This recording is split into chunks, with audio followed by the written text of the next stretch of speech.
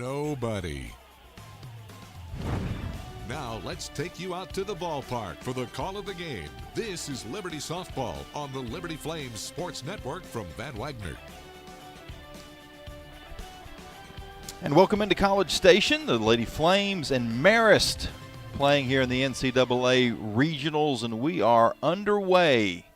The first at bat is for Marist, the number 3 seed. The Lady Flames, the number 2 seed. Elena Escobar is in the circle, and she starts off right where she left off in the Conference USA Championships in Bowling Green with a strikeout to begin this ball game. Lineup for Marist, Peyton Pusey at the top, so she strikes out to begin the game. And now at bat will be Maya McDonald. McDonald takes the first pitch for a ball as Escobar looks in, fires, and gets her to swing and miss to even the count at 1 ball and 1 strike.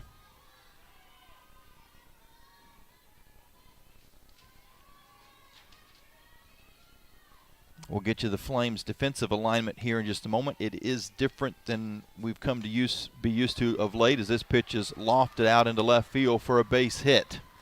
First base runner of the game will be McDonald. The Conference Player of the Year in the MAC. Leads the nation with 178 total bases, now 179. Yeah, this Marist team is very efficient offensively. And the question coming in is the caliber of opponent in their league. Is Haley R., the junior, takes the first pitch for a ball. Each of the first 3 batters leads the nation in something. Pusey leads in runs scored, McDonald in total bases, and R in batting average. Count evens at 1 ball and 1 strike. But like you said, caliber of opponent might be something to look at. And that's no knock. That's no knock on Marist. You play the teams that you're scheduled against. As this pitch is popped out into right field, Dorr heads over towards the center field gap and makes the catch. Pretty hard hit ball, but 2 outs.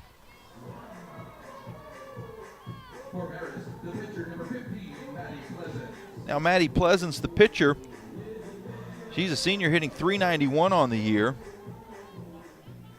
She can do it in the field and at the plate. First pitch to her is taken for a ball. 22 homers, 70 RBIs, and also the Conference Pitcher of the Year. It's pretty good. There's a lot of awards on these 2 teams in their respective conferences. This ball is nubbed down to third. Plenty of time for Crane. She throws over. McManus, who is a new addition in the lineup, has to go off the bag but comes back down, has time to make the play. So after a single, Marist strands that runner, and the Flames are able to get out of it with nothing across here in the first inning. We'll get the Liberty lineup right after this here on the Flames Sports Network from Van Wagner.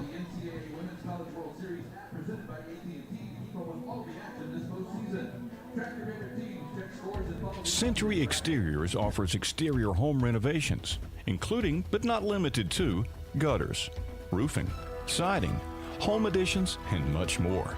Century Exteriors makes the process seamless.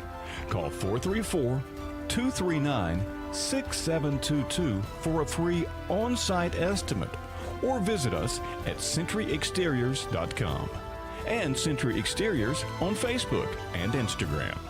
Lynchburg Nissan is a proud sponsor of Liberty University Athletics. Stop by Lynchburg Nissan now to take advantage of $6,000 off MSRP on select new cars, or rates as low as 2.9%. Lynchburg Nissan, home of the million-mile warranty. Nobody beats our prices. Nobody. As a Flames Club member, you get access to premium seating, parking, and hospitality on game day. Go to libertyflamesclub.org today to learn more. You're listening to Liberty Softball at the NCAA College Station Regional on the Liberty Flames Sports Network from Van Wagner. Welcome back in. Jamie Hall and Joe Carmany with you from Texas A&M's Davis Diamond. Liberty playing Marist in today's game. And we'll get you the Flames' full lineup here in just a moment. But the thing that stands out, Joe, is Bryn McManus is playing first base today. Brooke Roberts not available. And that has also allowed Alyssa Hinault to slot into the lineup as well. Also, we see Watley back in at short, batting in the 9-hole. Yeah, so a little juggling, obviously, little addition, little subtraction, and moving around. But Hinault, she started some regional games a couple years ago for Campbell, and then Watley has started World Series games for Oregon State. So as Coach alluded to in the pregame conversation, she has confidence that these players have been on this stage before. The only player in the lineup that was Paige Storr. Flames will take their first cuts of the afternoon. Temperature at game time, 86. Savannah Woodard leading things off. That's a familiar face. She takes the first pitch for a strike, now evens the count at 1-1 strike.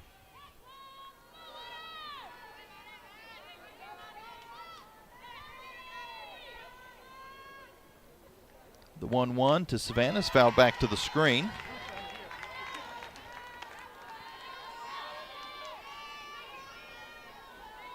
Hit her third career grand slam, and that Liberty 8-0 win in the Conference USA Championship.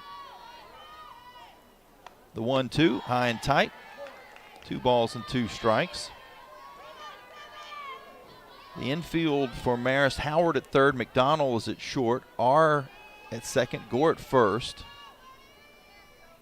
Rogers, Pusey, and Husick around from left to right as Woodard puts a charge in this. It's going to get over the head of the center fielder, Pusey. She gets it quickly back into the infield, but not before Savannah Woodard slides into second with a leadoff double. It looked like Pusey took maybe just a step or two in. If she didn't do that, maybe she gets to the ball, but that was crushed. One hop the fence, which is 220 to straightaway center. Liberty in business to begin this game. Rachel Roop bats from the left side. First pitch to her bounces up. In the circle is Maddie Pleasance, right-handed pitcher. 16-3 record on the year, 2.20 ERA.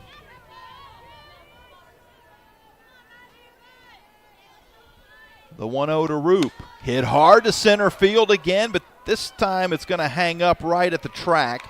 Woodard will scoot over to third.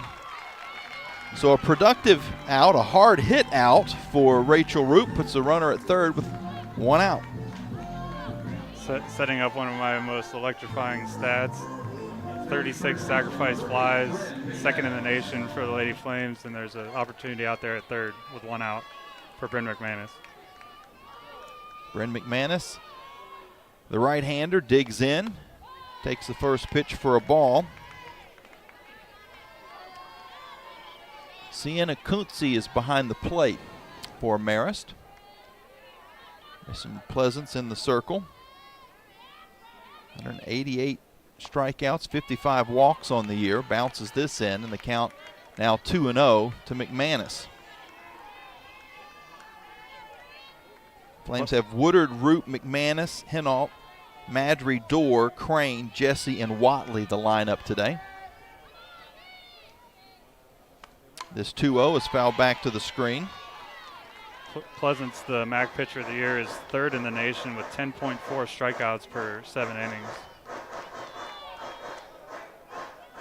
So up and down this lineup and pitching staff, they've got some numbers out there. The 2-1 just missed, 3-1. Those starting lineups brought to you by Century Exteriors. We'll take it out, look at our Alcova Mortgage keys to the game here in just a moment. The 3-1 missed, ball 4. Flames have a couple runners on.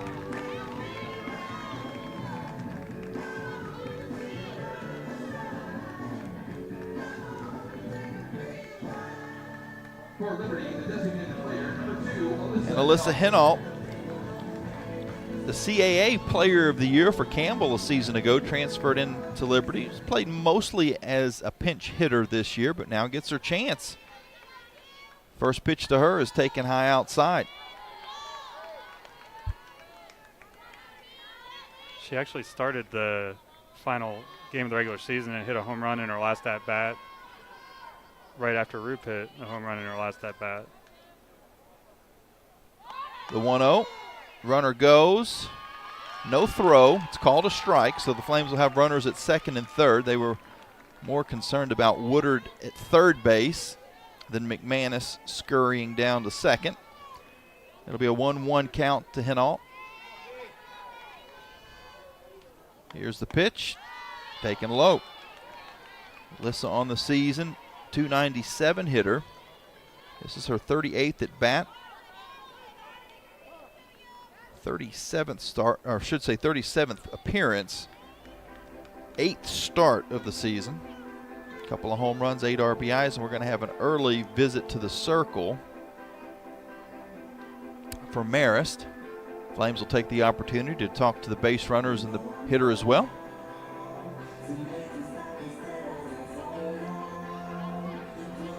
Maddie Pleasance mentioned the 16-3 record, 2.20 ERA, MAC Pitcher of the Year. She likes to work the speed. That's kind of what she does to get batters out. She has the velocity, but then also a pretty wicked changeup, and that's usually her out pitch. Now after the meeting, here's the 2-1 to Hinault. She tries to bunt, fouls it back to the screen, so the count evens at 2 balls and 2 strikes. Again, Woodard's at third. McManus is at second. We've got 1 out and no score. In the bottom of the first inning, the NCAA Regionals, Liberty and Marist playing here at Texas A&M. The 2-2. Check swing, just got a piece of it. Stay alive.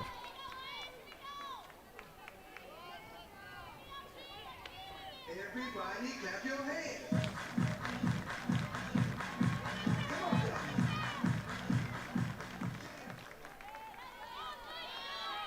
Woodard digging back in.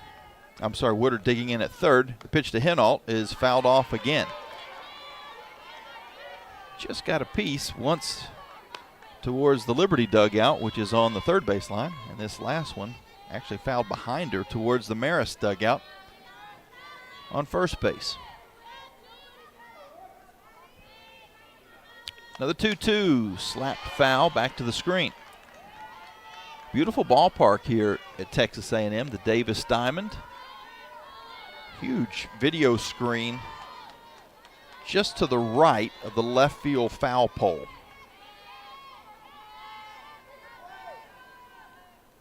Another 2-2, low, ball 3. First base is open. Flames have runners at second and third. 1 out, no score, bottom first.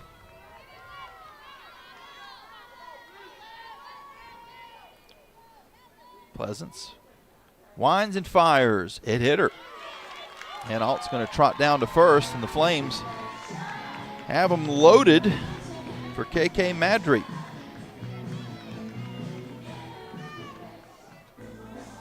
For Liberty, the center fielder, number 42, KK Madry. KK on the season, hitting .406, has 1 homer, 27 RBIs. Infield is in.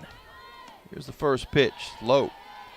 Pleasance is having a hard time finding the zone. And other than that battle with Hinault, where we saw, about 4 or 5 straight foul balls, but other than that, she has struggled to stay ahead in the count early on. The 1-0 popped up into shallow left field. Let's see if Woodard gives it a go. She is not. The throw would have beaten her by about 10 paces, so just not far enough out into left field. Rogers makes the catch and got it in. Now Flames are going to need a 2-out hit to get anything going.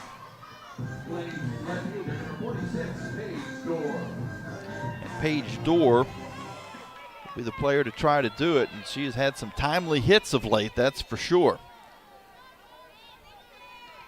First pitch to the lefty is popped out into center field, but it's going to hang up for Pusey. So after Liberty was able to load the bases, they couldn't get anything out of it. And we go now to the top of the second inning with no score. Marist will come back to the plate after this timeout on the Liberty Flames Sports Network from Van Wagner. Curious about the housing market in Central Virginia? The caring, competent, trusted advisors at Carl Miller Realty have over 100 years of combined experience.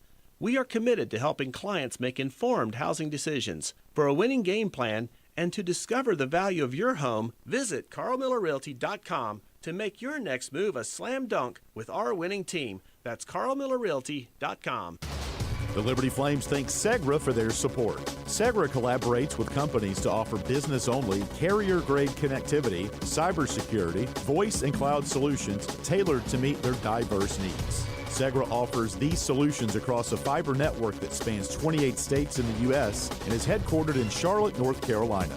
They can be reached at Segra.com or 833-GO-SEGRA. Segra, a proud partner of the Liberty Flames Sports Network from Van Wagner.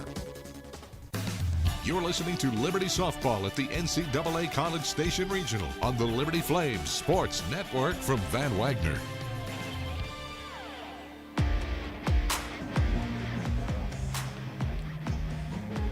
No score. The Flames had their chances in the bottom half of the first inning.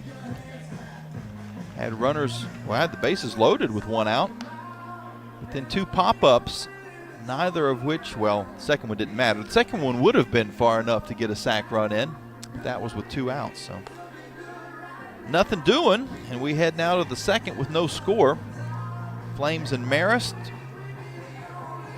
hooking up. St. Francis will play the host school Texas A&M in the second game of the day. Only 2 games on day 1, 3 games on day 2, and the potential for 2 games on day 3.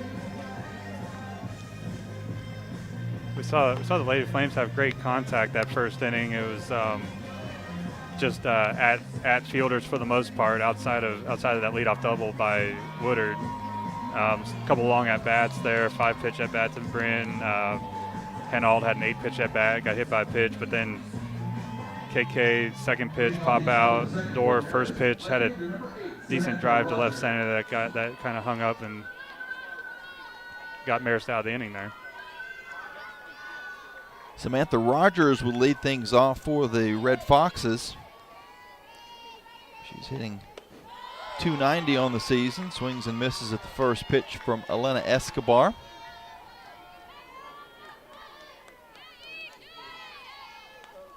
Escobar had 1 strikeout in the first. This pitch is popped up in foul territory. Dorr is going to get to it, though, for the first out.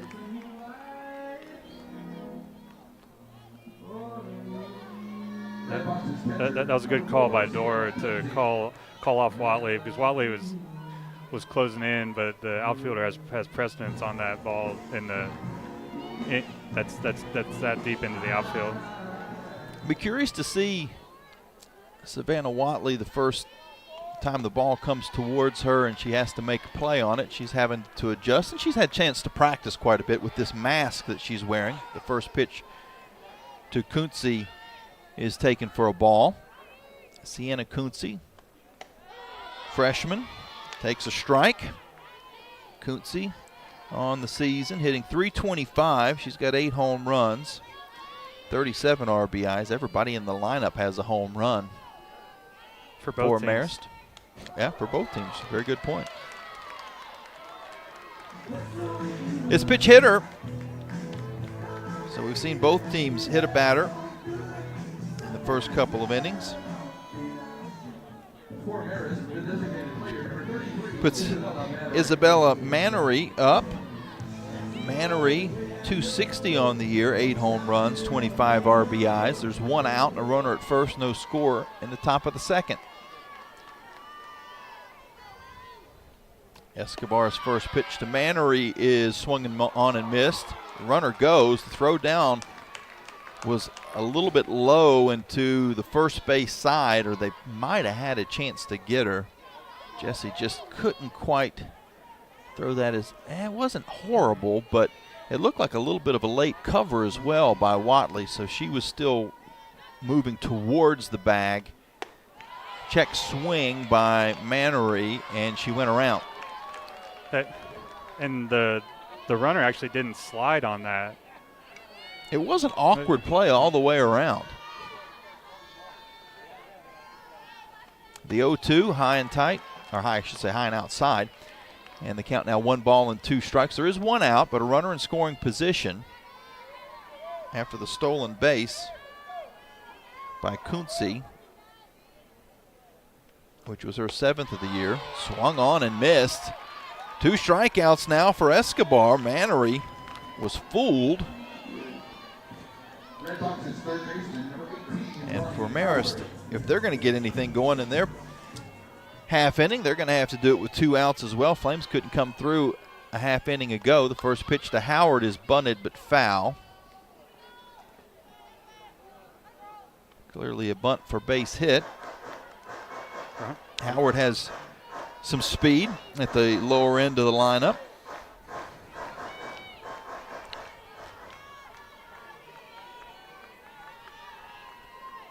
The 0-1 inside, ball 1.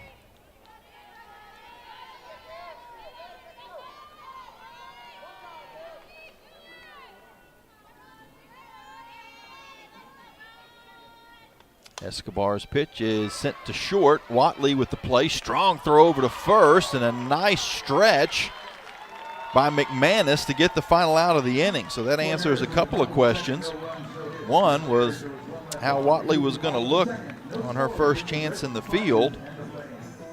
Looked good, and then the throw across was just a little bit towards home plate, but McManus did a good job as she's starting today in place of Brooke Roberts to get to the ball, and the Flames leave that runner in scoring position as we now head to the bottom half of the second inning with no score in College Station, Texas. Liberty and Marist in the NCAA Regionals here on the Liberty Flames Sports Network from Van Wagner.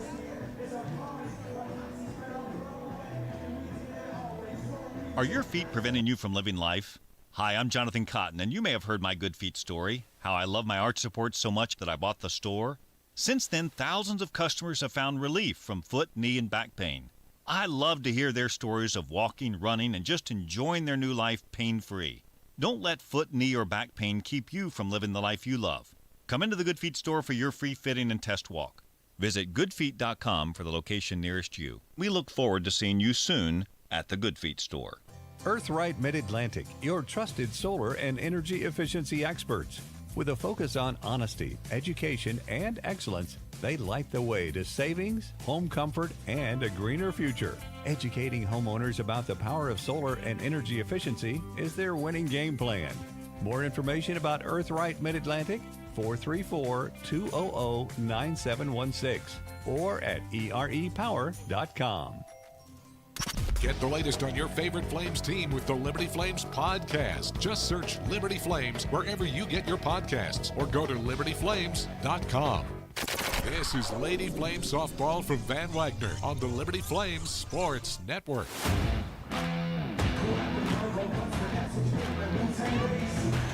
0-0 Liberty and Marist as we now go to the bottom half of the second inning. Flames had the bases loaded with 1 out, could not score in the first. Marist has had a runner on in each of their first 2 at-bats and have not been able to score. Rachel Crane, Savannah Jessie, and Savannah Watley will be the 3 batting for Liberty in this inning.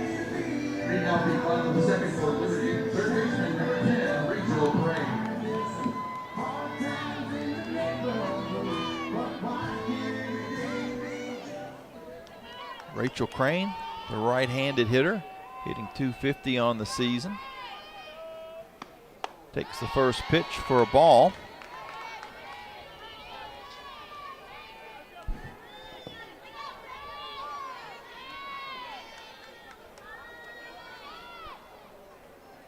The 1-0.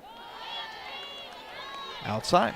2 balls and no strikes. Pleasant still in the circle for Marist, and she did have a little trouble in the first inning getting behind in counts, and she's done it again here.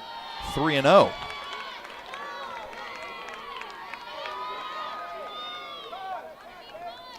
We're going to have another visit.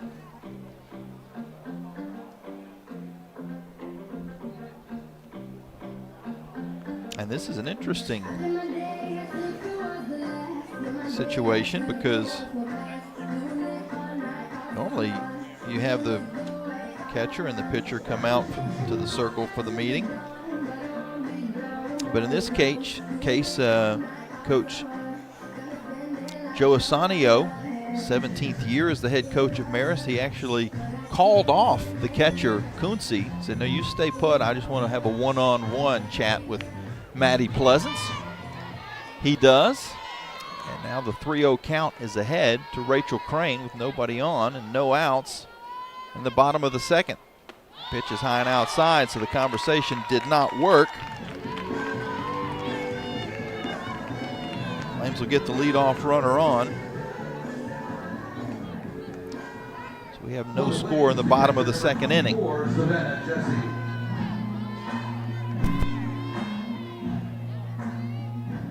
Savannah Jesse, the hitter for Liberty. Jesse, the Flames catcher, takes the first pitch for a ball.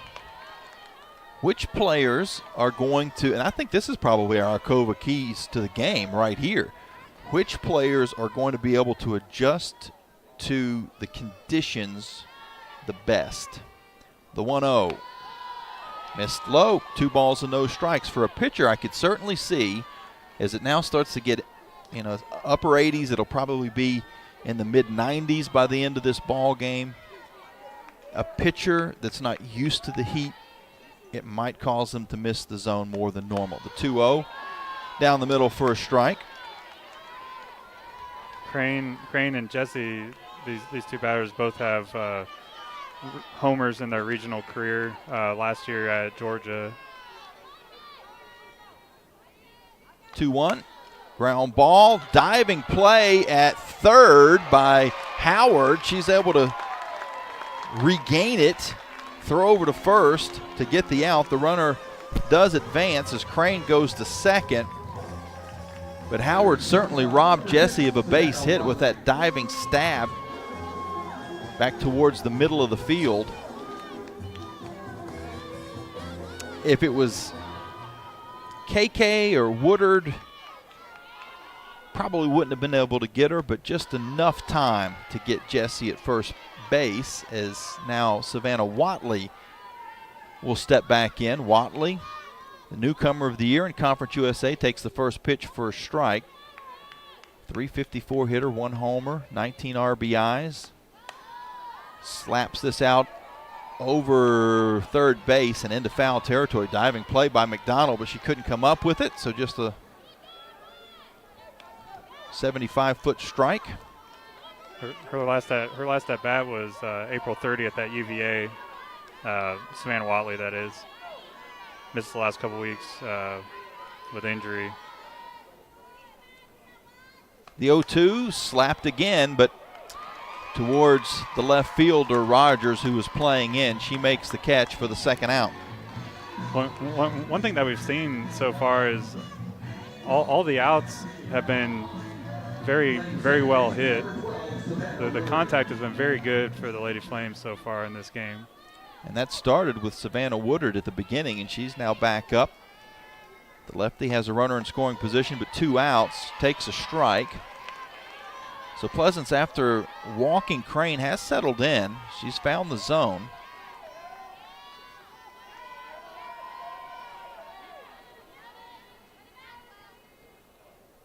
The 0-1, ground ball to first, and it goes through the wickets. It goes through Gore's legs. Crane's going to scatter around to score from second, and the Flames take a lead. Woodard all the way down to second base herself. And that is a play that Maddie Gore would like to have back. She had her glove down, and it just popped through. And then also went past Haley R., the second baseman, which if she's able to get that, it probably keeps Crane at third. Rachel Roop now up with a runner at second. Liberty leading 1-0 in the second. Here's the pitch. Taken for a ball. Not the prettiest way to get a run, but the Flames will take it. Scored an error and an unearned run. 1-1 to Roop. 2-1.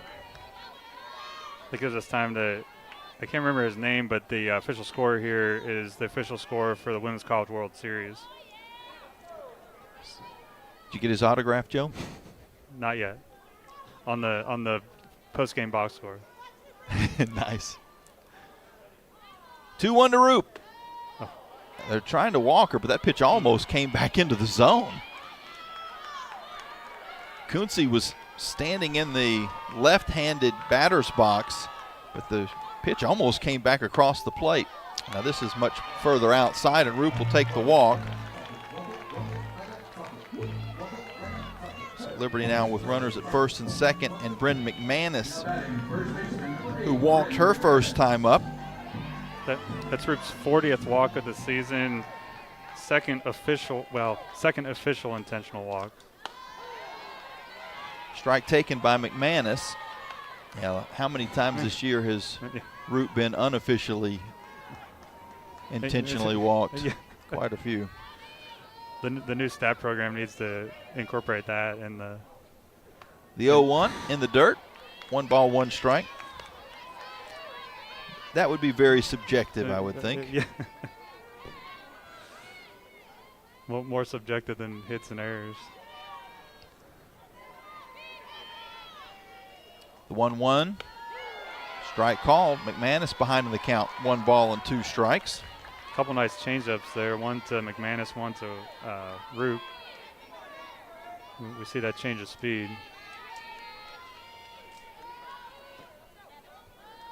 The 1-2 sent out into right field, deep at the track, at the wall. It is out of here. Bryn McManus, a 3-run jack to give the Flames a 4-0 lead against Marist.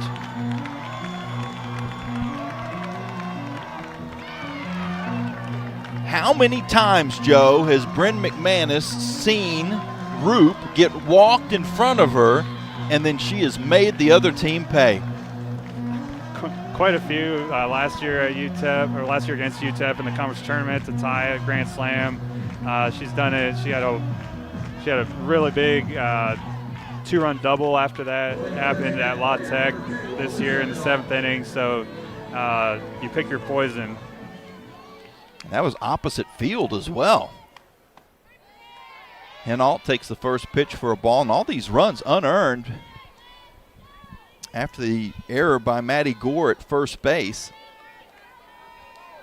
But good teams take advantage of mistakes, and the Flames have done that time and time again as Hinault pops this foul over the head of the third baseman, Ronnie Howard, as she was trying to track it down.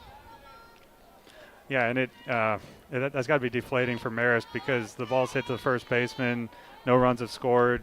If she gets that ball and steps on first, they're out of the inning, still tie game. But one thing leads to another, and it's a 4-run deficit, and still, Flames are still at bat. This pitch is popped foul as well. Get out of the way, Kyle. Further down into the Flames bullpen. I don't think he can hear you. Kenny got out of the way faster than Kyle, the two bullpen catchers. You'd have been better off to text him, Joe, and then you wouldn't scare me. Yeah, sorry. The 1-2. Hit hard by Hinault to right field, but the ballpark will hold this. Husick, about a stride shy of the fence, makes the catch for the final out. Another hard hit out. As you said, Joe, even the Flames outs have been hit pretty decently. Liberty gets 3 runs across. I'm sorry, 4 runs across. 3 runs across on the homer. They'd already had 1 run in on that error at first base. It's Liberty 4, Marist nothing as we head to the third inning here on the Liberty Flames Sports Network from Van Wagner. Frank Good Builders is a proud supporter of the Liberty Flames. Frank Good Builders and its partners design and build beautiful custom homes in the Lynchburg and the surrounding areas. From designing a plan to picking out fixtures, Frank Good Builders works with you to design and build your truly custom dream home. Frank Good Builders can be reached at 434-238-3710 or frankgoodbuilders.com. You're listening to Lady Flame Softball on the Liberty Flames Sports Network from Van Wagner. Now for a look at the out-of-town scoreboard built by Frank Good Builders. First things first, the score here in College Station. Liberty is on top of Marist 4-0. Culminated by Bryn McManus' 3-run homer in the bottom half of the second inning. And Joe, you've got some scores from some of the other early games around the NCAA tournament. So Auburn trails South Florida 6-5 in the bottom of the fifth. Duke is up 12-0 on Howard in the top of the fourth. And then Miami of Ohio and Tennessee just started, and that's a scoreless game in the bottom of the first. And they're in Knoxville. And the Auburn game is in Tallahassee. So some of the regionals, the home team picks to go first. Some of the regionals, they pick to go second. It's up to the regional host. We've seen it both ways. I know 2 years ago UCLA played first, so we saw Grand Canyon knock them off before Liberty played San Diego State. So, but a majority of the time you'll see the home team play second, have that night game or later game crowd. Makes sense. Sometimes it could be the weather. Yeah. You know, if it's a night game, you'd rather play at night to get out of the sun. But in some cases, it might be better to play the earlier game. But we'll see. Today, I think you're not gonna avoid the heat here, regardless of which of the two times you play. Maddie Gore will lead things off for Marist. She takes the first pitch for a ball. On Bryn McManus' homer, it was listed as 234, opposite field to right. This is high and tight and 2-0, and a 71-mile-per-hour exit velocity on her home run. But the 234 is what impresses me the most. The ballpark at that point is probably 210. So what that's telling you is she hit that with some room to spare. Opposite field, it was crushed. The real-time data provided by TrackMan here at College Station. The 2-1, a called strike. So after falling behind 2-0, Escobar has evened things out. Elena came into today's game with a 22-3 record, 1.83 ERA. This is her 31st appearance. Just missed low, and the count runs full, 3 balls and 2 strikes. 23rd start. Came in with 160 strikeouts. She's got 162 now and 39 walks. The 3-2, foul back. We'll do it again. Gore hitting at the bottom of the lineup. 155 on the year. The first baseman is a senior. Does have a couple of home runs and 15 RBIs. 3-2. Outside, ball 4. First walk of the game for Escobar.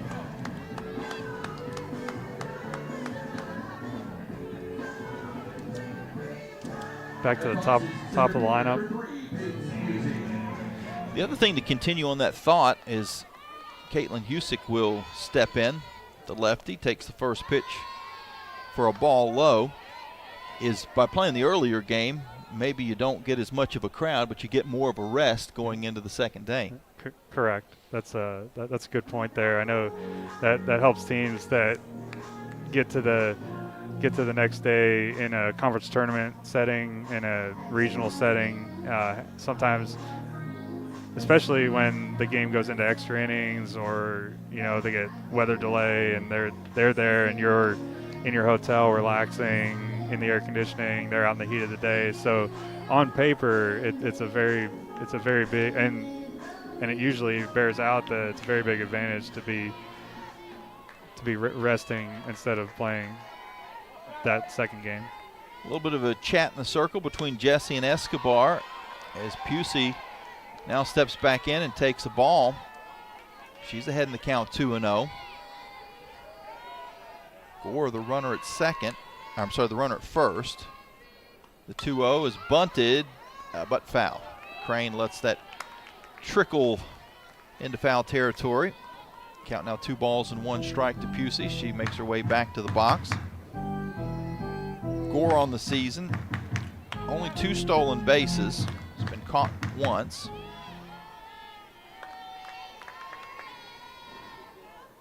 The 2-1 squared to bunt, foul back to Jessie. She throws down to first anyway, but it was not on top of the plate when she made the play.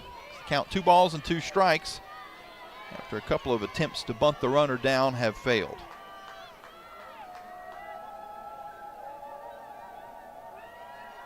Escobar's 2-2, pop foul and out of play. Everybody dodges for cover. Nobody made a play on that at all.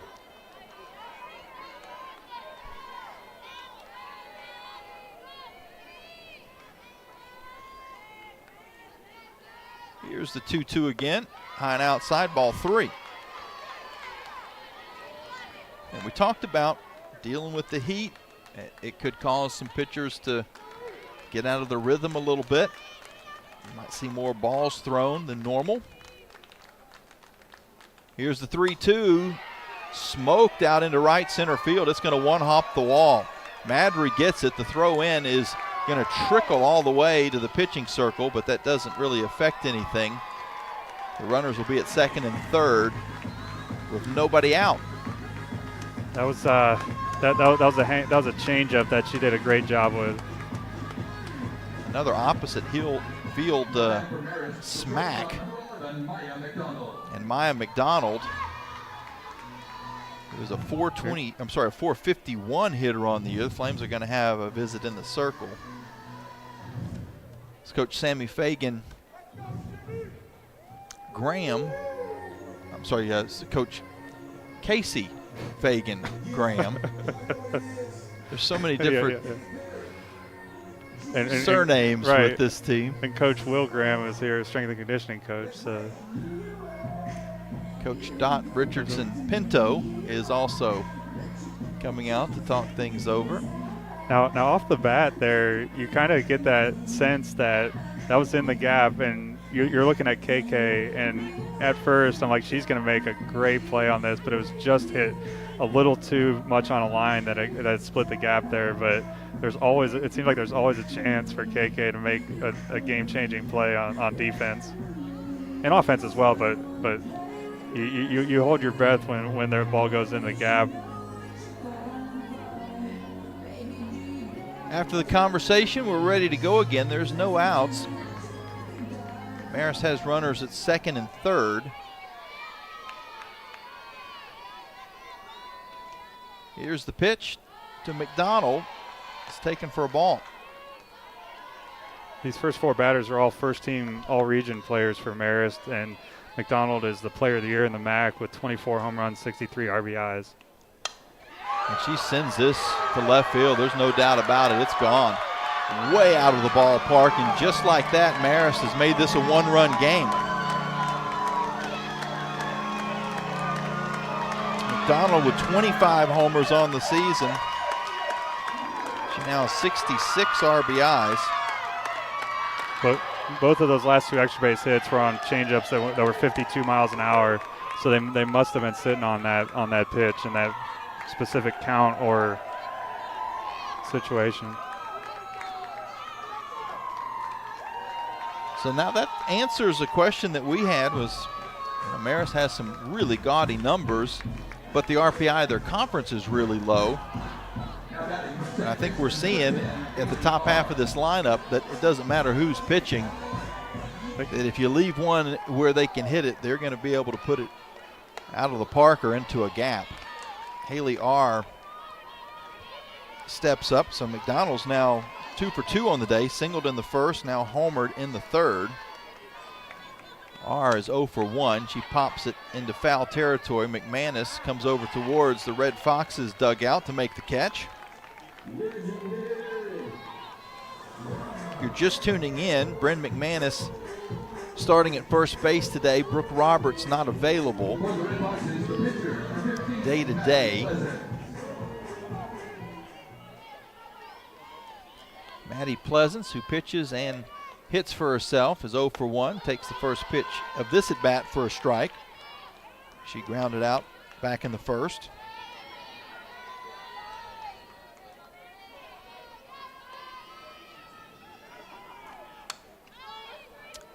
Jammed and fouls it off to go behind 0-2. And there's actually netting in front of both dugouts all the way to the top. So that normally would have gone into the dugout, but it was a harmless pop off the screen. You're seeing that more and more at all levels of baseball and softball. The 0-2 just missed outside, 1 ball and 2 strikes. Major League Baseball, a lot of times there'll be at least some amount of netting that goes all the way down into the corners just to protect the spectators and the liability. The 1-2, foul back. Yeah, like you said, this is a good hitting club. Obviously, top of the lineup, top 4 batters, very potent bats in that lineup. They could hit against anybody. Another pop foul and out of play. Yeah, the number of categories that the Red Foxes are in the top 10 in the country is pretty wild, individually and then as a team. You mentioned home runs, they're second. On the pitching side of things, they're second in shutouts and 4th in ERA. This pitch is fouled back again. Pleasant staying alive. Home runs per game, they're 5th. Slugging percentage, they're 7th. Strikeout to walk ratio, they're 9th. Batting average and runs, they're 10th. The 1-2 swung on and missed. Came with the heat that time. Got a little out front. Great way to respond after the home run with 2 outs. Escobar with her 3rd strikeout of the game. Bases are empty. We got a 4-3 game. Liberty on top. Samantha Rogers swings and misses. Rogers fouled out in left field, her first time up. Shallow left field. The 0-1 back and into the stands. Escobar had not given up a run in 13 1/3 innings before that home run, and she had not given up multiple earned runs in a game going back to April 19th against Sam Houston. The 0-2 foul back our way, but the screen protects us.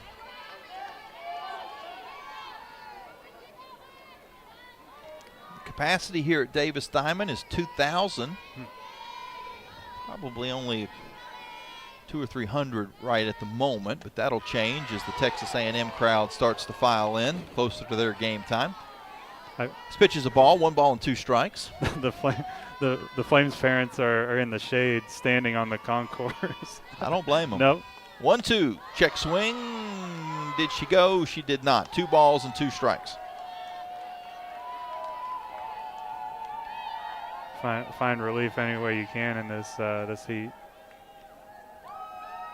2-2 from Escobar. Ground ball to Watley at short. She waits for it and then fires over to McManus to get the final out of the inning. To finish the thought on the stadium, built back in 2000, opened back in 2018 for a construction cost of just about $29 million.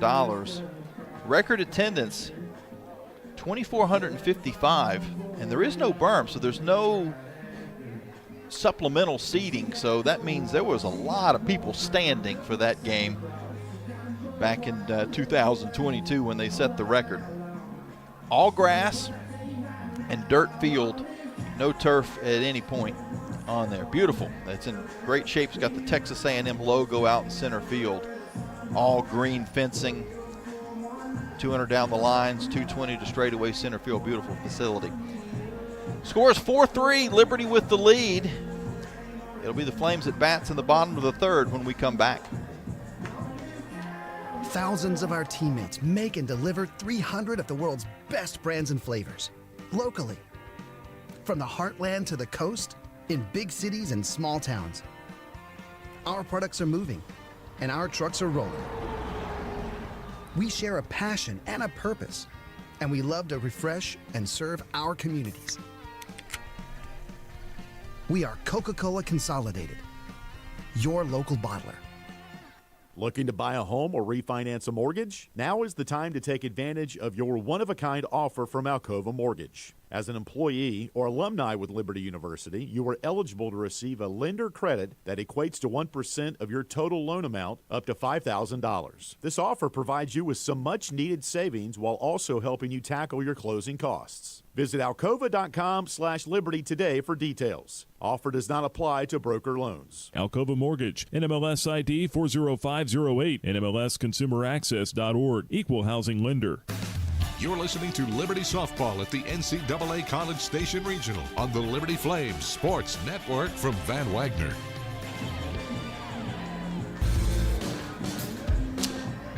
(4-3), Liberty is on top. Marist was able to get those 3 runs in the top half of the third inning after the Flames had scored 4 in the bottom of the second. So the bats certainly came alive last couple half innings. KK Madry, who is 0 for 1 on the day, will lead things off for Liberty. KK hitting now .404 on the year.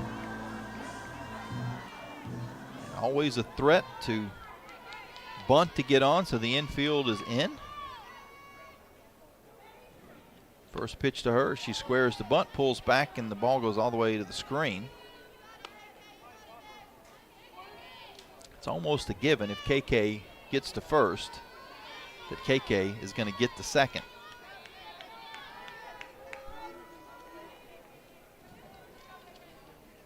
The 1-0, squares it to bunt, bunts down to first. But a nice job by Gore to get to the ball quickly. R covers from second, and it's 1 down. That was a one-hop bunt. That was a good snare by the first baseman, and then the cover. When she gets it within 10 to 20 feet of home plate, she's nearly impossible to get out. Paige Dorr bats for the Flames, takes the first pitch for a ball. She popped out to center field her first time up, hit it pretty hard for the final out of the first inning. That was her first postseason at bat for her career. The 1-0. Tries to bunt, but missed, and the count evens at 1 ball and 1 strike. That looked like a drag bunt attempt. She ran out and appeared like she was trying to pull that ball with her to first base. She's deep in the batter's box. That gives her a couple of steps to move forward, and that's exactly what she did. The 1-1, ground ball to first, and Gore is able to scoop it up. Hard hit ball. Gore makes the play, 3 unassisted, and we saw an error from Gore that actually led to the Flames' first run.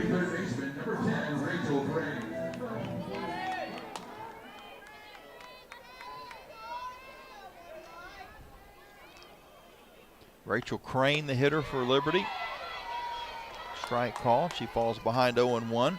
And that was actually Gore's just her second error on the season. 995 fielding percentage, 972 as a team. So kind of uncharacteristic miscue. Swing and a miss by Crane. She's behind in the count 0-2. Crane worked a 4-pitch walk last at bat, or last plate appearance. Yeah, scoreboard's showing her as 0 for 2, but there must be some bad data.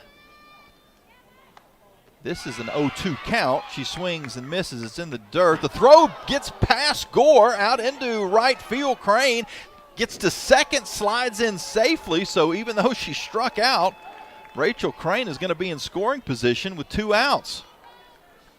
So that's going to be a drop third strike. So it's going to be a pass ball on the catcher, and a throwing error gets the runner to second. if I'm scoring, I believe that's what it'll go as, unless they say it was a bad pick. But that was a low throw. It bounced. Yeah, it was. Bounced about a foot in front of the first baseman, so Gore was put in a tough spot. Now Savannah Jesse swings and misses.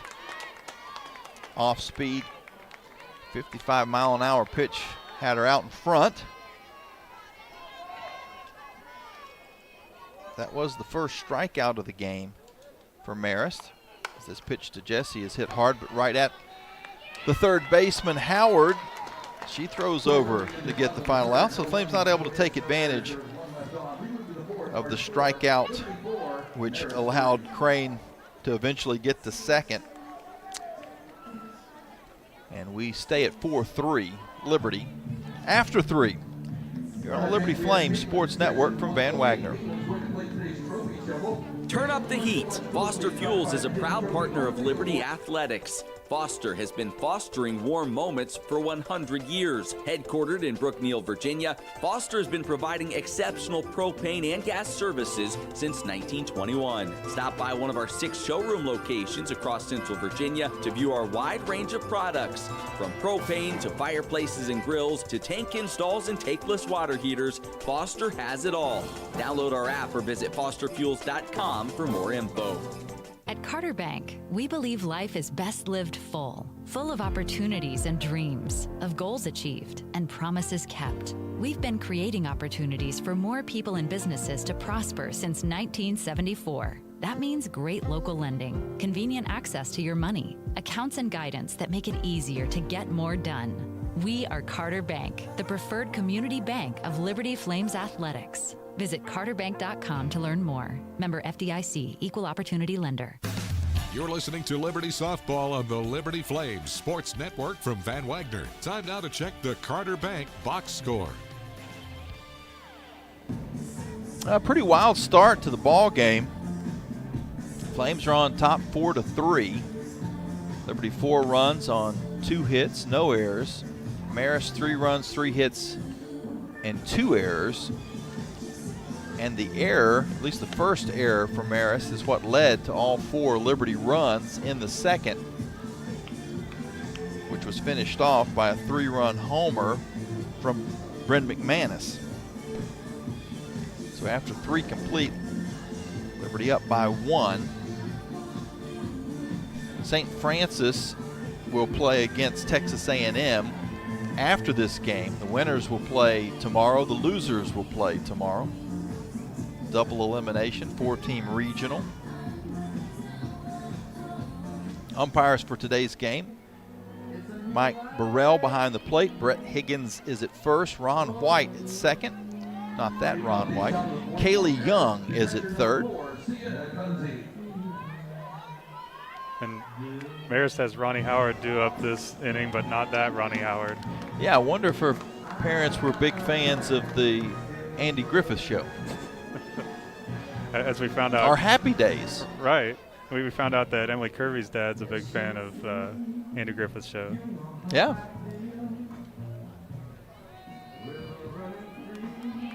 I believe TV was slowing the flow a little bit. Yeah. They were talking to Coach Joe Asanio for Marist as Escobar.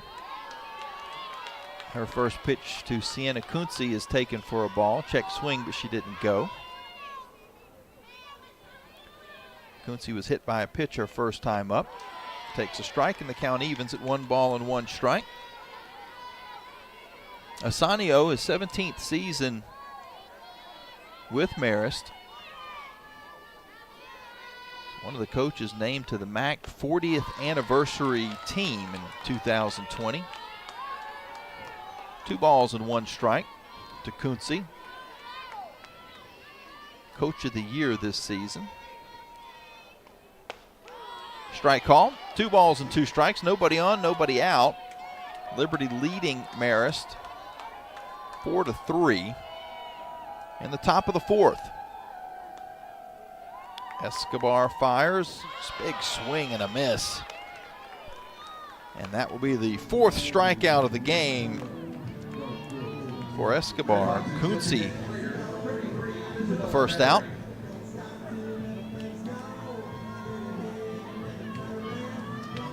Isabella Mannery, she struck out her first time up. Takes the first pitch for a strike in this spot. And we had an interesting conversation with the SID for Marist. He said Coach Asania said that 2016 team with 45 wins, that would never happen again. And then he said 47 wins this year, that'll never happen again. This pitch is sprayed foul. What a snag by a grounds crew member. Did he make that catch? I couldn't really see from my vantage point. That was a great backhand, two-hand snag. Pretty hard hit ball. The 0-2 high, tried to get her to chase. She does not. 1 ball and 2 strikes. Paige Bachman warming in the Flames bullpen.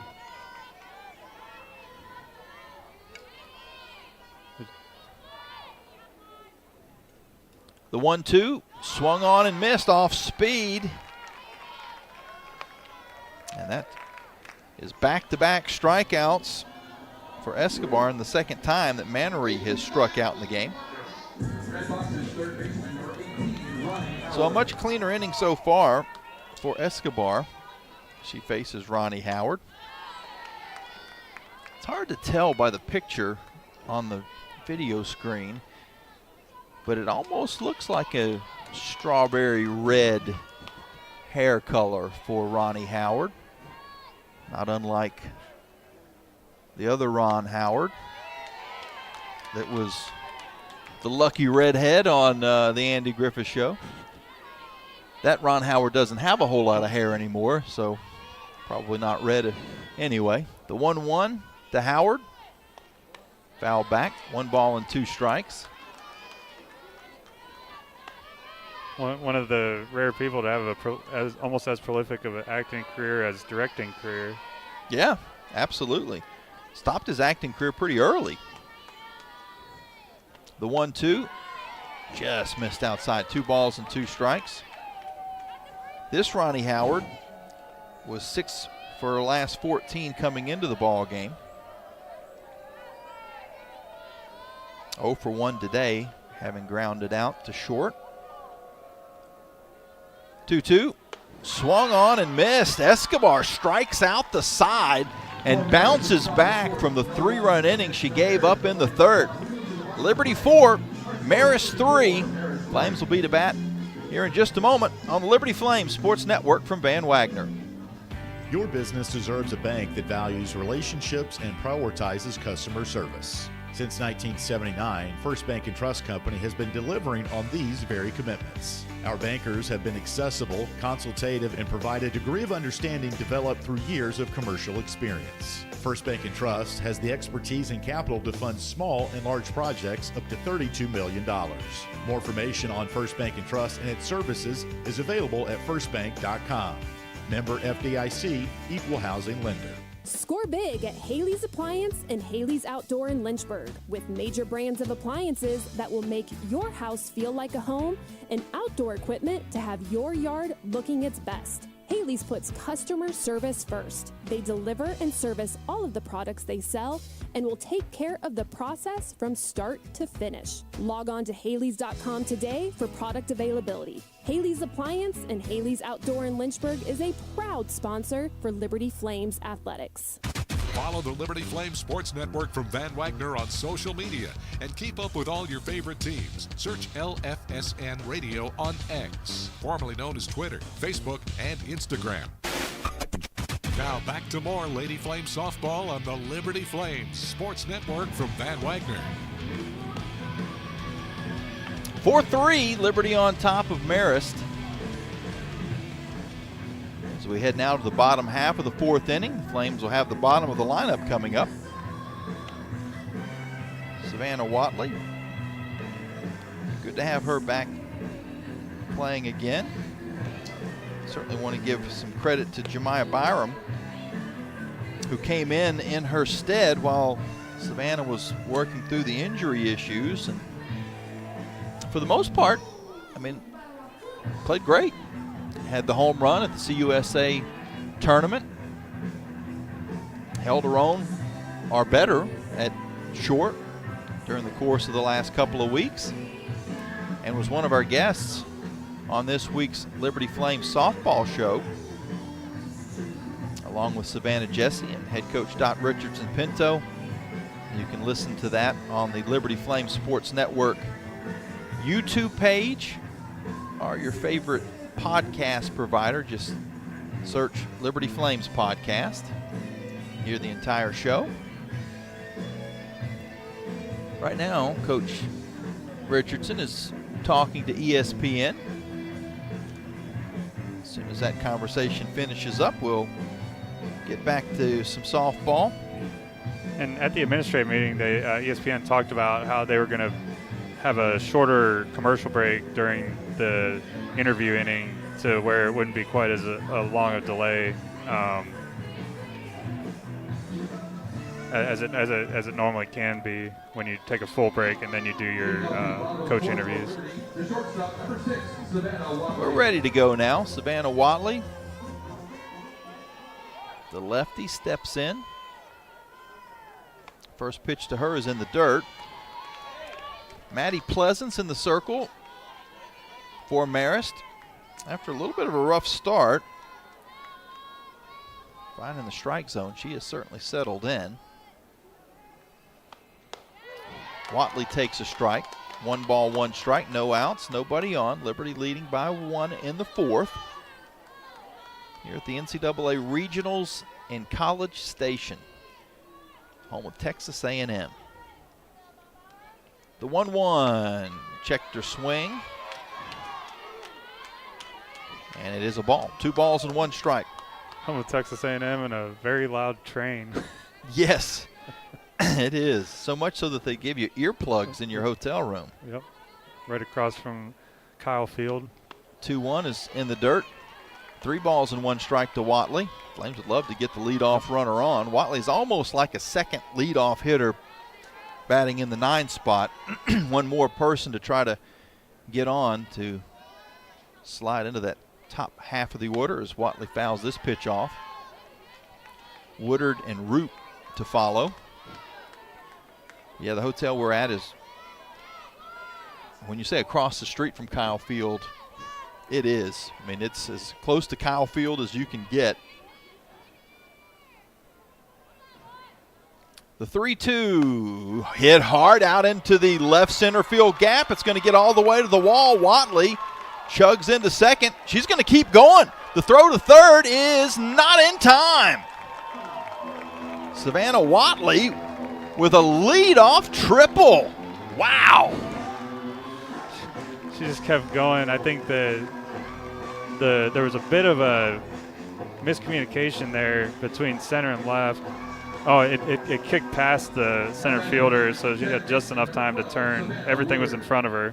Yeah, Watley could see that entire play develop.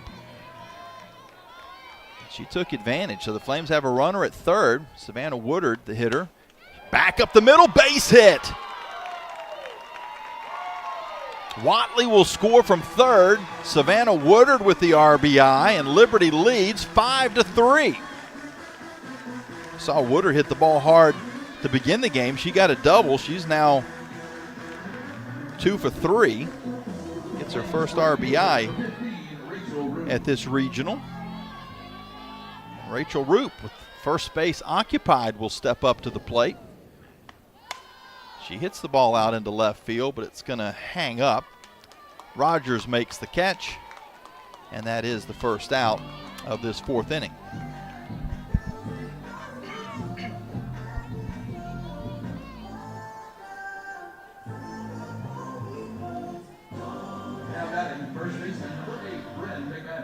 So Woodard stays at first. Bryn McManus, the hitter. She homered her last time up, a 3-run shot. Takes a strike and falls behind 0-1. That was the 9th home run of the season for McManus. She now has 44 RBIs.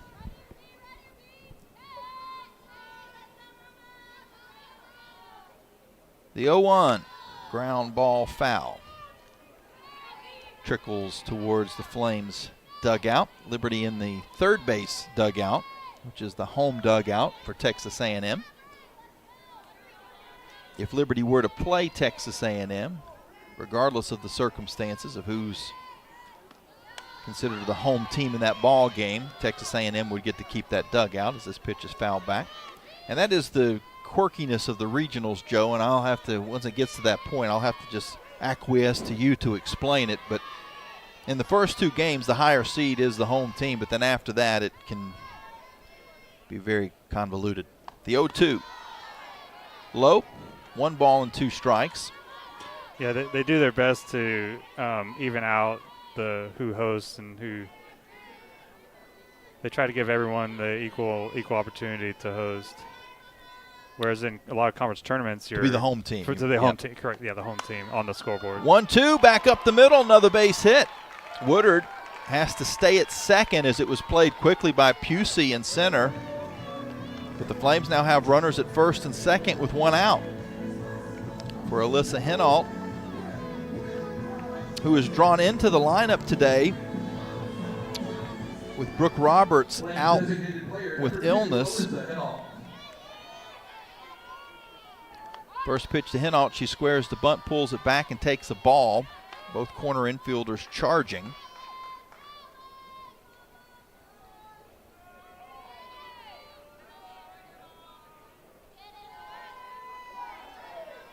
Henault was hit by a pitcher first time up, popped out the last time, sprays this foul into the Liberty bullpen. Which the home bullpen has an additional space behind it where they must take ground balls or stretch that the visiting bullpen does not have. The advantages of being at home. The 1-1. Taken for a ball. At my house, I've got a little extra room where I can stretch too. It's called my living room. But you probably don't have a pitching mound in your house. Don't be so sure, Joe. The 2-1.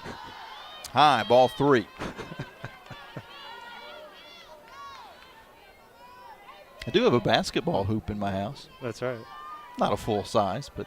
And field goal post at one point. Field goal post for some paper football. The 3-1.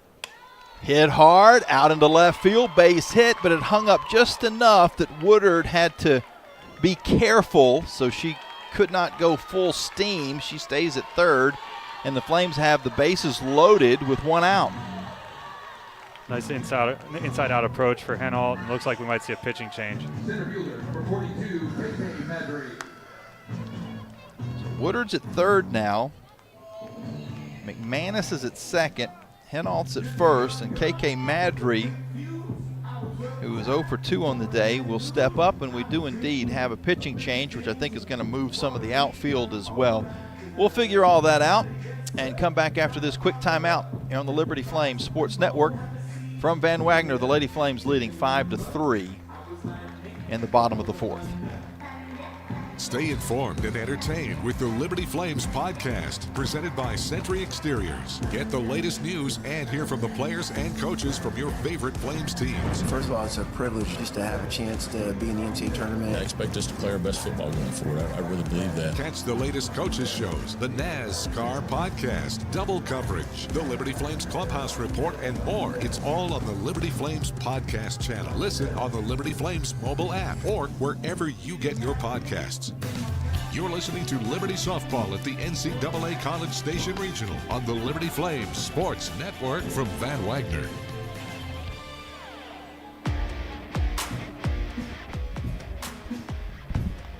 Well, we've got quite a few changes, or at least multiple changes, as we come back from the timeout, and a new pitcher is in the circle. Anna Sidlowski. Drop ball pitcher, gets a lot of ground ball outs. 9-3 record on the year, 2.20 ERA. Was the MAC Rookie of the Year back in 2024. She's 3-0 in her last 4 outings, with a 3-0 and a save in her last 4 outings. 1.05 ERA, so she's pitched well. She comes in for Pleasance, and I think, Joe, that moves some of the outfield around as well. Correct. So Sidlowski actually comes in for Husick, the right fielder, in the flex spot. Mannery will go to left from DP. Rogers will go from left to right, and Pleasance will remain in the lineup as the DP. The wonders of softball sub rules. KK Madry with the infield in takes the first pitch for a ball. Flames have the bases loaded. 1 run in the fourth so far. There's 1 out. Liberty leading 5-3. And a chance to tack on some more. Pitch to KK, ground ball, scooped up by Gore. She'll throw home, and she's able to beat Woodard for the force out. That's the book on Sidlowski, ground ball pitcher, and got one right at the first baseman. The 3-2 put out. Fielder's choice.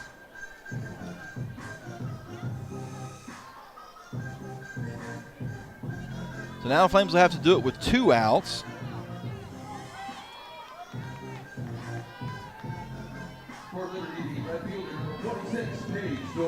Paige Dorr is hitting .356 on the season, a couple of home runs, 24 RBIs. First pitch to her is in the dirt. A good job by Kunze to keep it in front of her and not allow the runners to advance.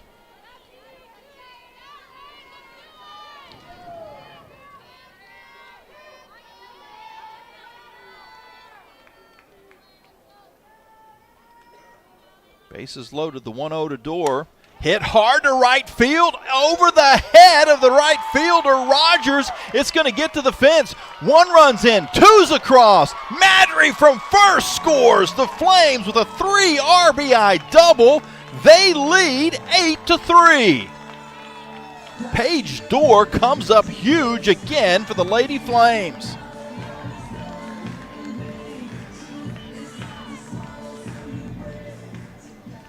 And that is a tough spot for Samantha Rogers. She'd been playing left field. It's just a different view of things and a different spin on the ball. 2 at-bats into her switching to right field. She has one smoked that gets over her head. I'm not sure she was going to get to that under any circumstance, but she was turned around just a little bit at the beginning. Rachel Crane to the plate. She gets out ahead in the count, 2-0. Flames still have a runner at scoring position with Paige Dorr.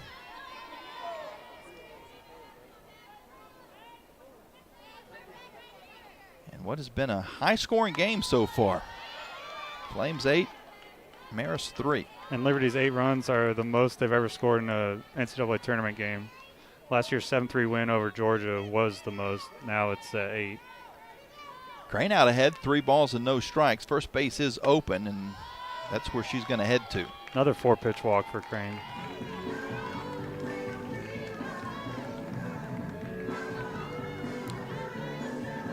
So Crane is, as you said, Joe, she's been on base every time she's been up. She walked twice. She also struck out. The ball got away, and she was able to actually get to second. Savannah Jesse takes the first pitch for a ball. It bounces up. Savannah's got the towel on her hip, a little bit like a quarterback would.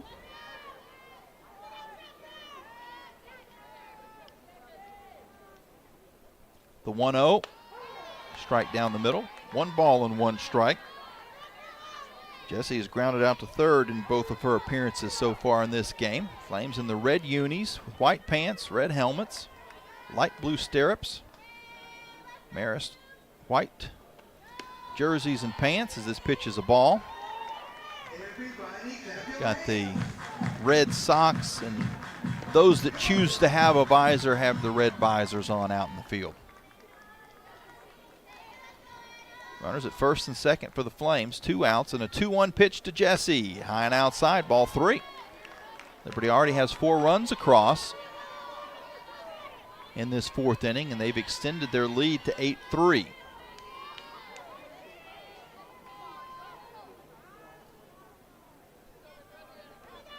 (3-1) from Sidlowski. Ground ball to short. She has to wait on it. Throw over to first, though, is in time. McDonald makes the play, finish off the inning, but not before the Flames are able to get 4 runs across, culminated by a 2-out Paige Dorr 3 RBI double. Liberty 8, Marist 3 as we head to the 5th on the Liberty Flames Sports Network from Van Wagner. Move those coffee chains, Flames fans, and go local. Central Virginia's own Ironclad Coffee Roasters and Baking Company is the premier coffee partner of Liberty Athletics. Pay them a visit at one of their cafes in the Richmond area or at the Richmond International Airport. They'll also ship their specialty grade coffee straight to your door. Visit ironcladcoffee.com, that's www.ironcladcoffee.com, to check out the coffee Flames fans are talking about. Curious about the housing market in Central Virginia? The caring, competent, trusted advisors at Carl Miller Realty have over 100 years of combined experience. We are committed to helping clients make informed housing decisions. For a winning game plan and to discover the value of your home, visit carlmillerrealty.com to make your next move a slam dunk with our winning team. That's carlmillerrealty.com. You're listening to Liberty Softball at the NCAA College Station Regional on the Liberty Flames Sports Network from Van Wagner. Well, I learned something new today. Looking back at that last half inning, and which was the first hitter that was going to be the responsibility of Sidlowski, and I said was KK, because that was the first batter that she faced. KK reached on a fielder's choice, but Joe, that's not the case. So that run actually goes back to Pleasance. Correct, Pleasance. So Pleasant right now has 8 runs allowed, 4 earned on 6 hits, 3 walks, 1 strikeout, and 3 1/3, and she's still in the game, so she could come back in, pitch if they had to. So unlike in baseball, you can't close the book on the starting pitcher. And since she stayed in the game to hit, she could still be pinch run for? Correct, because of the she's DP. she's not actually come out of the game. Correct, the DP, and she was in the original lineup card as the DP, so that they do that for that sub flexibility on both ends of it.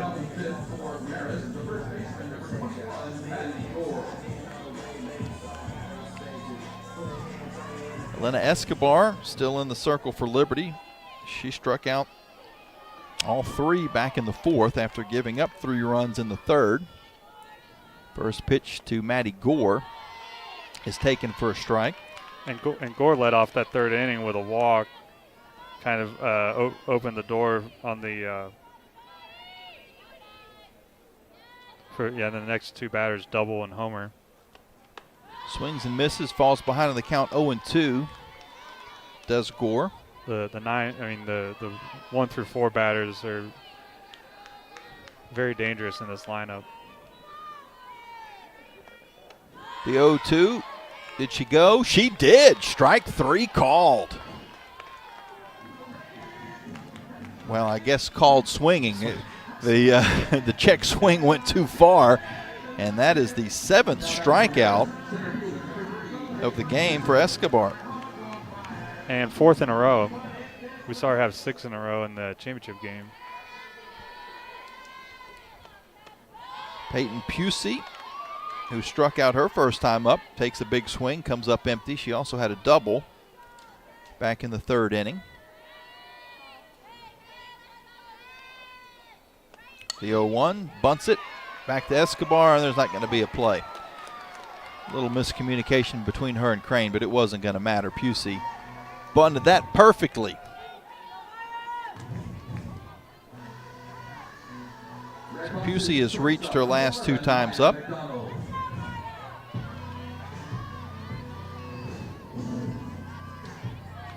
And Maya McDonald, who had the 3-run homer in the 3rd, has 1 runner on and pops this to center field. Madry, who was playing deep, has to run in and catches it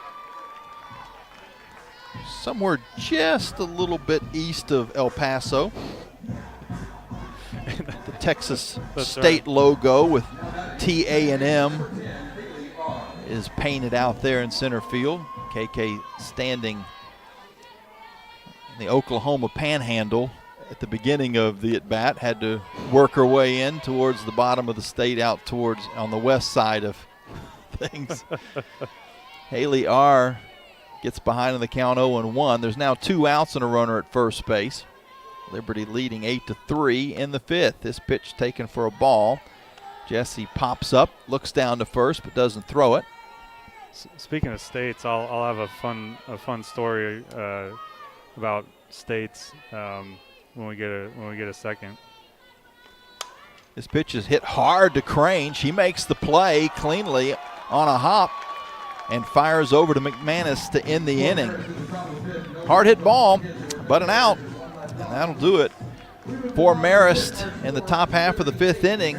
Liberty holds on to an 8-3 lead here in the NCAA Regionals at Texas A&M on the Liberty Flames Sports Network from Van Wagner. Owned and operated by a Liberty alum, Larry's Tire and Auto Repair offers complete auto service, including tires, preventive maintenance, and more. Larry's Tire carries all major brands and is open from 8 a.m. to 5 p.m. Monday through Friday. Larry's Tire has 2 locations in Lynchburg and at Able Tire in Concord. And coming soon, Larry's Tire will expand to a new service center in Forest. More information on Larry's Tire is available at larrystireservice.com. Lynchburg Nissan has been serving the community for 28 years and is now offering rates as low as 2.9% and savings as big as $6,000 off MSRP. Lynchburg Nissan, offering extraordinary service, and where buying is made easy. Home of the million-mile warranty. Nobody beats our prices. Nobody. You're listening to Liberty Softball at the NCAA College Station Regional on the Liberty Flames Sports Network from Van Wagner.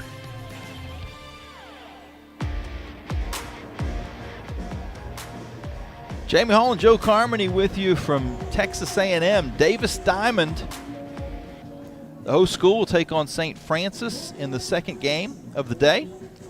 The winners and losers will play tomorrow against each other. There'll be an elimination game. Of course, the losers, that'll be an elimination game. There'll be a second elimination game at the end of the day tomorrow, when the winner of the losers bracket plays the loser of the winner's bracket final. And then there'll be at least one game following that the next day, if necessary. Could be played. So different than the Conference USA tournament, where it's a single elimination winner take all final. In this, it's double elimination throughout. And if you find your way into the losers bracket and you make it to Championship Sunday, you know you're going to have to win 2 ball games. Now, this is no guarantee, because we saw something different happen when the Flames were playing the number 2 seed UCLA a couple seasons ago, and UCLA was upset by Grand Canyon. But in general, usually these higher seeded games, they're seeded, when you're the number 1 seed and you're probably the top 5 seeds in the country, it almost always comes down to you have to beat that team 2 out of 3 times if you're going to win the regional. Very rarely do these top national seeds not make it to the final. As this first pitch to Savannah Watley is sent out into center field for a base hit, and Watley has played extremely well in her return to the lineup.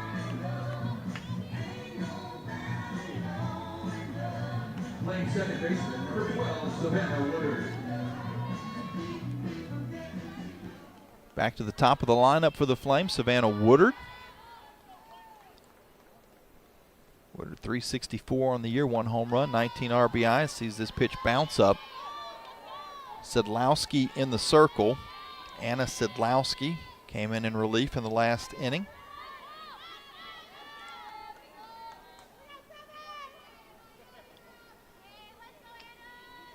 The 1-0 to Woodard. High and tight. 2 balls and no strikes.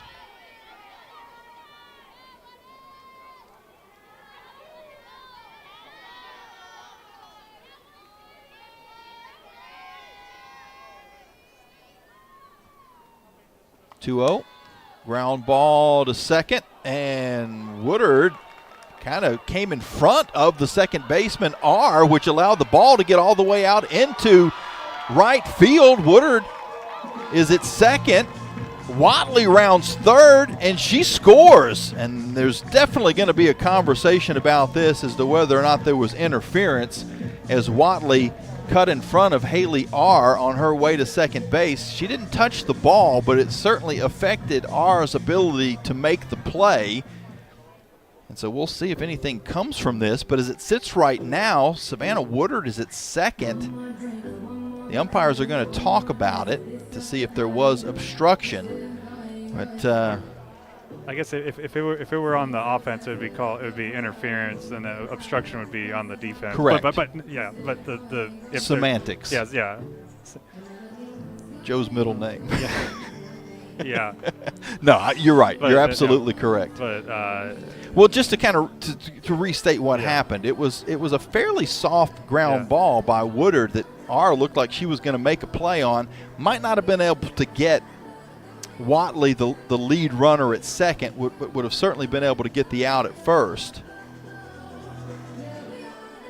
But Watley, to not run into R, cut in front of her instead of behind her. And I think they're going to take this even further. They're going to review it. The umpires came together, and there was going to be no change on the play.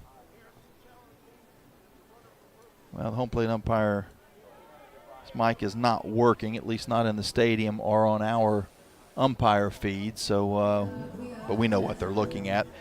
All these replays go through Pittsburgh anyway, so the umpires just put a headset on and they wait for the replay officials back at the NCAA's compound in Pittsburgh to take a look at this. We see a replay on the scoreboard. Savannah Watley had two choices. She could have gone behind R, but she went in front of her, avoided the ball, but it caused R to kind of hesitate. I don't know. I'm not sure what the details as far as the rule on that is concerned. How far can she go out of the baseline? Yeah, is I think is what they're trying to see, because she was avoiding contact. So I feel like if this is going to stand.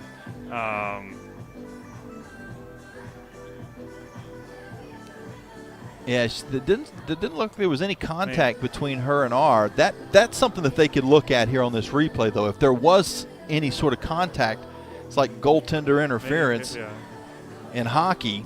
If there was contact, then that would certainly maybe change the outcome of this. We now have a quick decision. If they were allowed to play the position.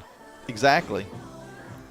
And I think they're having to work on the umpire's mic first. The ball on the field has been upheld. There is no interference from the runner going from first to second. That'll be Marist's first review. Well, okay. Mike Burrell gives us the call, and the mic did work that time, so that was nice. It's a nice addition to the broadcast to be able to hear what the umpire has to say. So full credit to Savannah Watley. Now the Flames with another run in. They lead 9-3, and Rachel Roop's at the plate. And now Liberty is a Rachel Roop homer away from winning this ball game in 5. Roop takes the first pitch for a strike. Sidlowski going right at her. The 0-1 outside. 1 ball and 1 strike. There's actually no outs. Still a runner in scoring position. We'll try to re-explain what happened a moment ago after this pitch. The 1-1 high and outside. Fastball misses. 2 balls and 1 strike. So Watley led off the inning with a single before all the excitement began. The 2-1 to Roop. Ground ball, base hit, left field. Woodard is going to stop at third, and the Flames have him on the corners with no outs. Leading 9-3 in the bottom of the 5th. So after Watley was at first, it was a ground ball by Woodard. Watley, on her way to second, stepped in front of R, made no contact, didn't apparently get out of the baseline either. But R then was not able to make the play. It goes into the outfield. Watley scores, and the Flames now, after this base hit by Roop, have runners at first and third. Roop's going to go. The throw down bounces up. They're going to get Roop in a run down, but the Flames do score. Woodard from third. So it almost was as if Marist conceded that run in that spot, knowing that the Flames had the game-winning run on the base paths. Now Liberty leads 10-3, but the game-winning run is in the batter's box in Bryn McManus, who has already homered in this game. Takes a pitch for a ball. She's ahead 2-0. I know that's a tough spot there. I think the Flames were expecting that maybe the throw would be cut off, that they would just concede second base to Roop. When they threw down, it gave Liberty a free run, but it did get the first out of the inning. The 2-0 taken for a strike. 2 balls and 1 strike. As far as the possibilities of extending this game, that was probably the best bet for Marist. But McManus could say something about that. There's still only 1 out as this pitch bounces up, and she's out ahead in the count, 3 balls and 1 strike.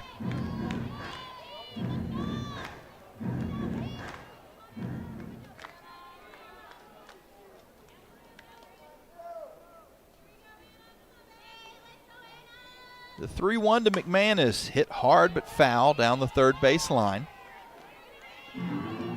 Count runs full, 3 balls and 2 strikes. So Joe, is Woodard going to be credited with a double or a single in that spot? The official score says single, but I don't know. It's really hard because a lot of that was just a weird play. 3-2 McManus is grounded down to third. It's a tough scoop by Howard, but she sticks with it and throws out McManus. Howard, I think, thought that was the third out of the inning. She was about halfway to the dugout and had to go back to her position at third. And I think they said no RBI since it was basically on Watley. It was like they took that extra base. I could see it either way, but Henault is now the game-winning run. It was just a confusing play all around. Fouls it off and is behind in the count 0-1 to Anna Sidlowski. But as it sits, Woodard's 3 for 4.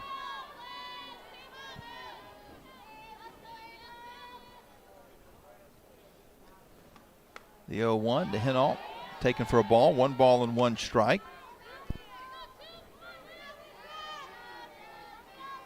Henault is 1 for 2 on the day, also was hit by a pitch.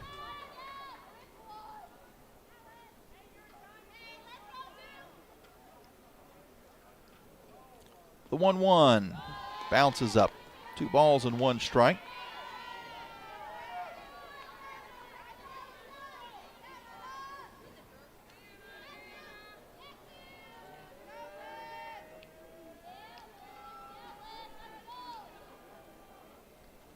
Now the 2-1. Hit hard, right center field, but it's going to hang up just enough for Pusey to make the catch right at the edge of the warning track. Henault has hit the ball hard in this game. She needed about another 5 feet, and she might have ended the ball game right there. But as it stands, Liberty leads 10-3, heading to the 6th inning here on the Liberty Flames Sports Network from Van Wagner.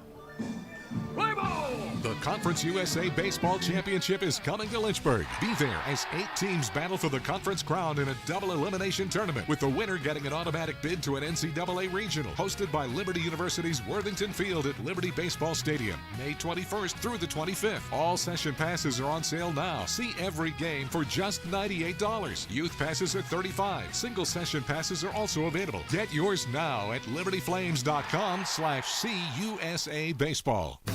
You're listening to Lady Flame Softball on the Liberty Flames Sports Network from Van Wagner. Now for a look at the out-of-town scoreboard built by Frank Good Builders. Well, it's going to be a busy day around the country as far as NCAA regionals are concerned. From not quite morning to midnight, but there'll be games played on the West Coast straight through until bedtime for most of us. Well, most of you all. Joe, any scores that stand out from you? First, here in College Station, the Lady Flames lead Marist 10-3 as we go to the 6th. Okay, so Duke is the first game to go final. Duke 12, Howard 0. South Florida and Auburn are in the first extra inning game of the tournament. South Florida's up 7-6 in the bottom of the 8th. Auburn's batting. Tennessee's up 7-0 on Miami of Ohio. Florida Atlantic's up 1-0 on Georgia Tech.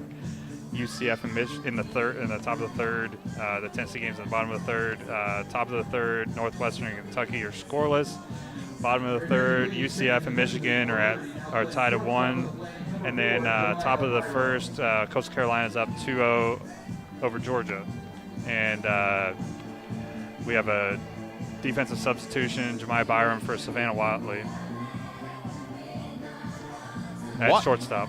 And Watley had been battling the injury. She has played well in this game. She's 2 for 3, a single and a triple. And anything that's been hit at her, she's made the play on it. So this hopefully doesn't mean that there's any sort of a re-aggravation or any sort of an issue with Watley. She did have a couple of plays on the base paths where she had some hard slides in her 2 at-bats. So hopefully, again, this is just more of a defensive substitution to give her an inning or 2 off at the end of this ball game, because she certainly has played well. The 1-0 to Pleasance has hit a ton, but foul. That's going to hit off of the side of the indoor practice facility at this softball complex where the batting cages are. Brand new, relatively brand new facility, only less than 10 years old, and it's got to be one of the tops in the country for sure. Another foul ball. 1-2. You see a lot of top facilities when you go around the SEC. Now that Oklahoma's in the SEC, that might be the place most people would land on as saying the best facility in the country, as this pitch is taken for a ball, 2 balls and 2 strikes. Joe, you were there the weekend it opened, weren't you? That's right. Liberty played the second game in the stadium. Miami, Ohio played a slugfest in the first game. Another foul ball. Stays at 2-2. Maddie Pleasance, who got the start pitching for Marist, is also a very accomplished hitter. 386 on the year, 22 home runs. Takes the ball, and the count runs full, 3 balls and 2 strikes. She's 0 for 2 on the day, struck out back in the 3rd.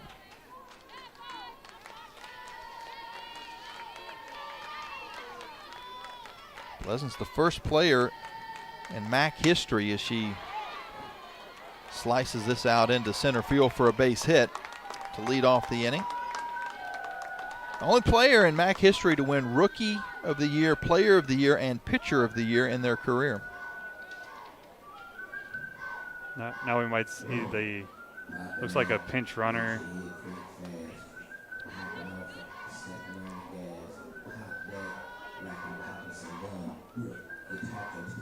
Marissa Scarano will come in to run for Pleasance. And not to further complicate things, but this is a straight pinch runner. This is not a flex DP situation. This is an actual pinch runner that came in and was reported sub. And this is the first time Pleasance has come out of the game, so she can re-enter. Yeah. Samantha Rogers fouls the first pitch back. Because otherwise they would have had to sub for Sidlowski, who's in the flex, and they don't want to do that. Then you have to make a pitching change. 0-1, swung on and missed. Sidlowski did not start the game, so she doesn't have the advantage of being able to re-enter the game if she were to come out. we'll get this all sorted out. The 0-1, high, ball 1. You really do have to have I'm not even sure what your degree would have to be in, but you need to have some sort of an advanced degree. Like in theory, maybe? Yeah, I don't know. Actuarial science. There you go. 0-2. I'm sorry, the 1-2 is fouled back into the stands. All chairback seating here at Davis Diamond. The seating goes beyond each dugout, about a section and a half beyond the dugouts on each side. No outfield seating at all, no berm. Well, I say that as this pitch is fouled back to the screen. There's just enough of a grade out in center field that a few fans can sit in front of what looks like maybe the performance building in the athletic department for Texas A&M. I'm not exactly sure, as this 1-2 is fouled back to the screen again. The runner at first, no outs. Flames leading 10-3. Marist at the bat here in the top of the 6th. And we're now on the 5 batter. The first 4 batters are a combined 5 for 12. 5 through 9 are 0 for 8 combined. Quick timeout. Gonna have a quick conversation. Joe Asanio talking with his hitter. Now we might have a second. So while I was on a walk yesterday morning, I thought, how many schools have been to? Sorry, Joe. I don't mean to I think it might be an injury situation that they're talking with Rogers. Flexion of the shoulder. So I was thinking, how many schools have been sent to 5 different regionals in 5 different states in the last 5 years? And I did a quick search, and it's Liberty and Virginia Tech. 5 different states, and a couple of them have been overlapped. And I told a good friend here, Emma Ritter, who's on volunteer on staff here, and she played for Virginia Tech in 4 of those regionals before joining the Flame staff this year. 1-2 to Rogers. It hit her. No, the umpire's saying that hit her bat. So hold up. She was heading down towards first. Umpire said it hit the knob of your bat, and we're going to do another 1-2 pitch from Escobar. And Scarano, the pinch runner at first. This is poked out into center field for a base hit. So a couple of runners on to begin things for Marist.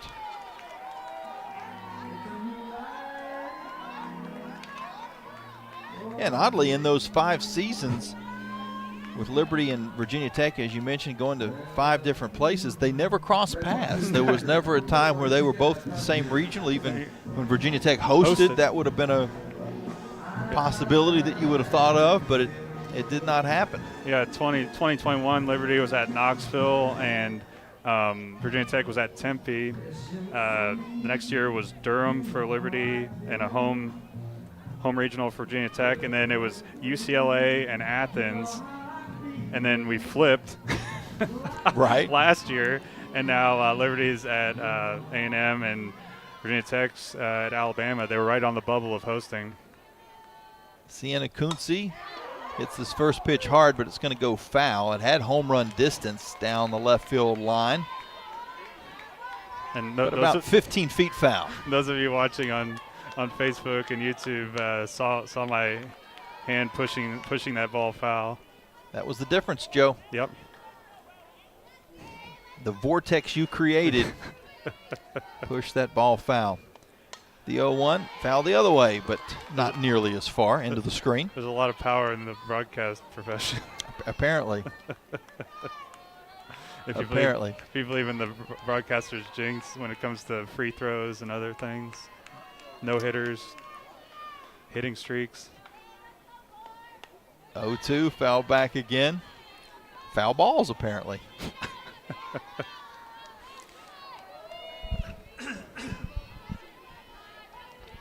Yeah, that was almost the exact same region in UCLA 2 years in a row as this pitch is high and tight. 1 ball and 2 strikes. The only difference was Liberty and Virginia Tech swapped spots. Right, and the thing that was funny was I've talked to Rube and other players. They put the 3 teams up, and then the last one they're like, and we're sending a team to Virginia, or from Virginia. This pitch is popped out into the center field. Madry makes the play. The runners will not be able to advance, so 1 out.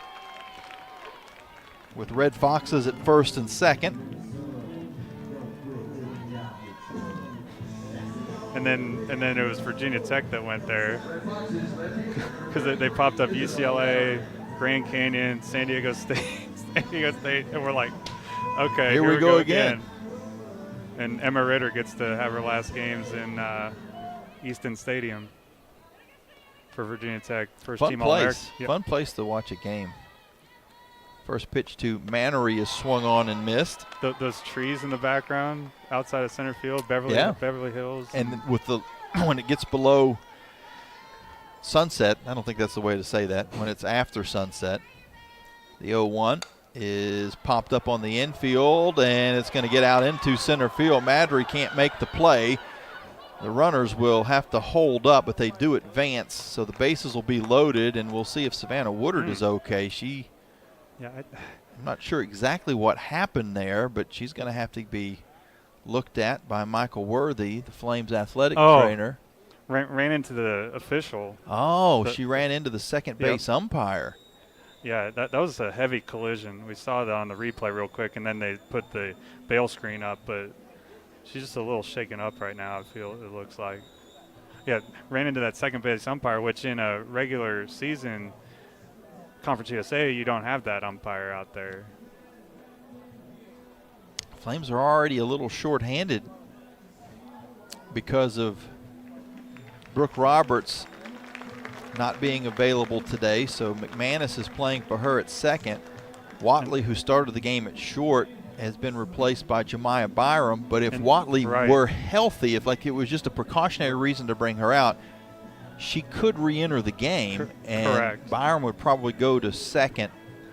Yeah, and the only other infielder right now that hasn't been used is Brooke Wilds, number 23.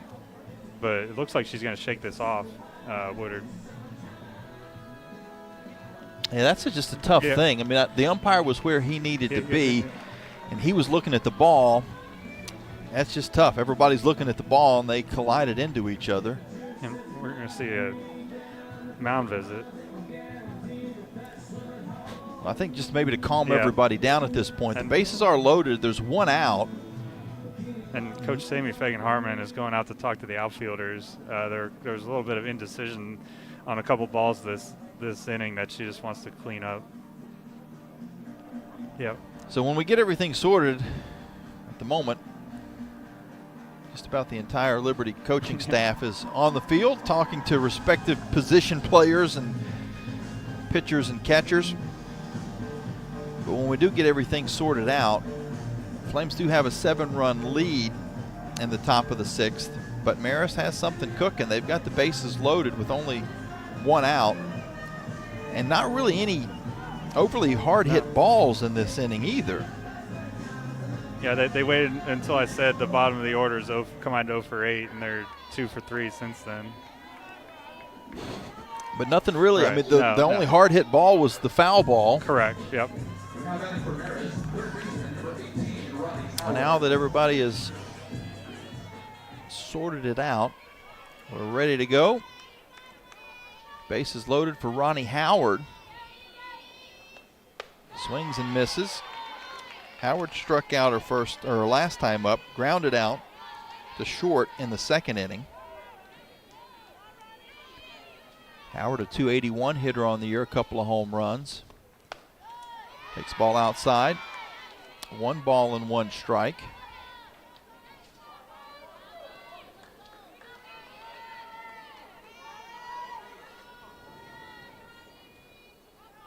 The 1-1 hit on her fists, right to short. Byram makes a couple of steps back into the grass to make the catch. The runners have to stay put. And Liberty now 1 out away from getting out of the mess. And you really want to get this batter. This is the 9 hitter. The top 4 can really do some damage. Maddie Gore takes the first pitch for a strike. She struck out back in the 5th. One of 7 strikeouts for Escobar in the game. She also walked, the only walk of the game for Elena. The 0-1 swung on and missed. It's probably not. Well, we'll see. We'll see.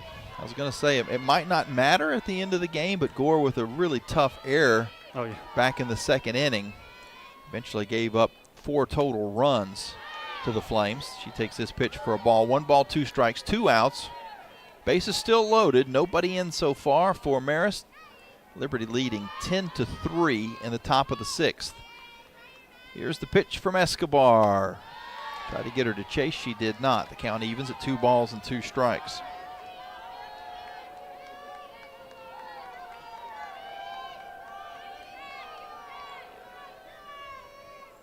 Crowd comes alive. The 2-2 swung on and missed. Escobar gets out of the jam with her 8th strikeout. Second time that Gore's gone down swinging. We head now to the bottom half of the 6th inning. The Flames up by 7. A run would end it here. And considering the weather and the circumstances, with some banged up Lady Flames, you wouldn't be against having to play 1 less inning than regulation. We'll find out after this timeout here on the Liberty Flames Sports Network from Van Wagner. The Liberty Flames thank Segra for their support. Segra collaborates with companies to offer business-only, carrier-grade connectivity, cybersecurity, voice and cloud solutions tailored to meet their diverse needs. Segra offers these solutions across a fiber network that spans 28 states in the U.S. and is headquartered in Charlotte, North Carolina. They can be reached at Segra.com or 833-GO-SEGRA. Segra, a proud partner of the Liberty Flames Sports Network from Van Wagner. Flames Nation, this is Liberty softball head coach and proud Flames Club member, Dot Richardson. I want to take this opportunity to invite you to join me in supporting Liberty Athletics' mission to train champions for Christ on and off the field. Your support directly impacts our student athletes and is a valuable part of our team. Membership starts at just $75 and comes with great benefits like access to premium seating, hospitality, and parking privileges. Join today. Visit libertyflamesclub.org. Get the latest on your favorite Flames team with the Liberty Flames podcast. Just search Liberty Flames wherever you get your podcasts or go to libertyflames.com. This is Lady Flames softball from Van Wagner on the Liberty Flames Sports Network.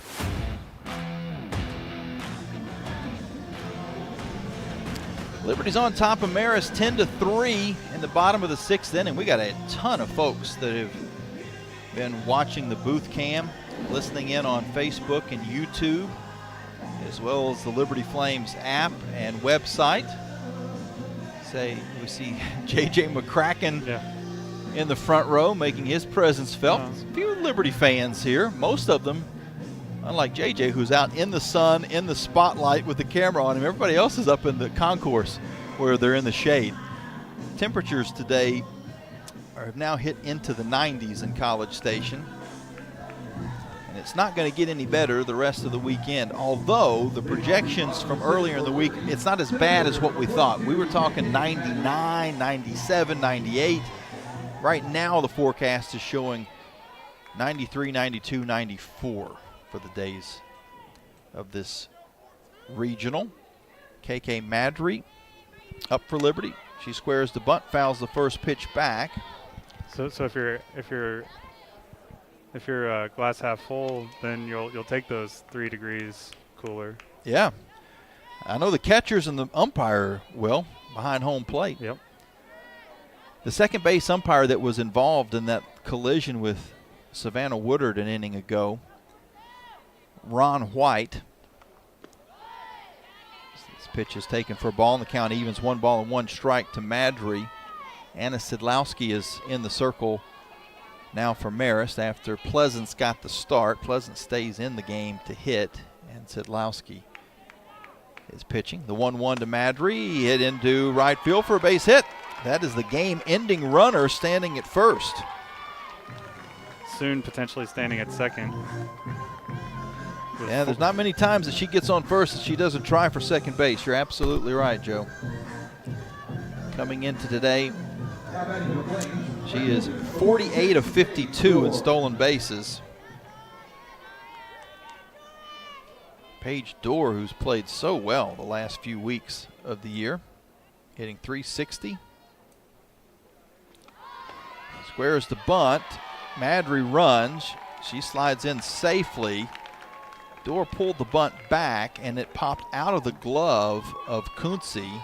And I think Marist is questioning whether or not it was a that foul. Dorr either fouled the ball off or hit the glove of Kunze.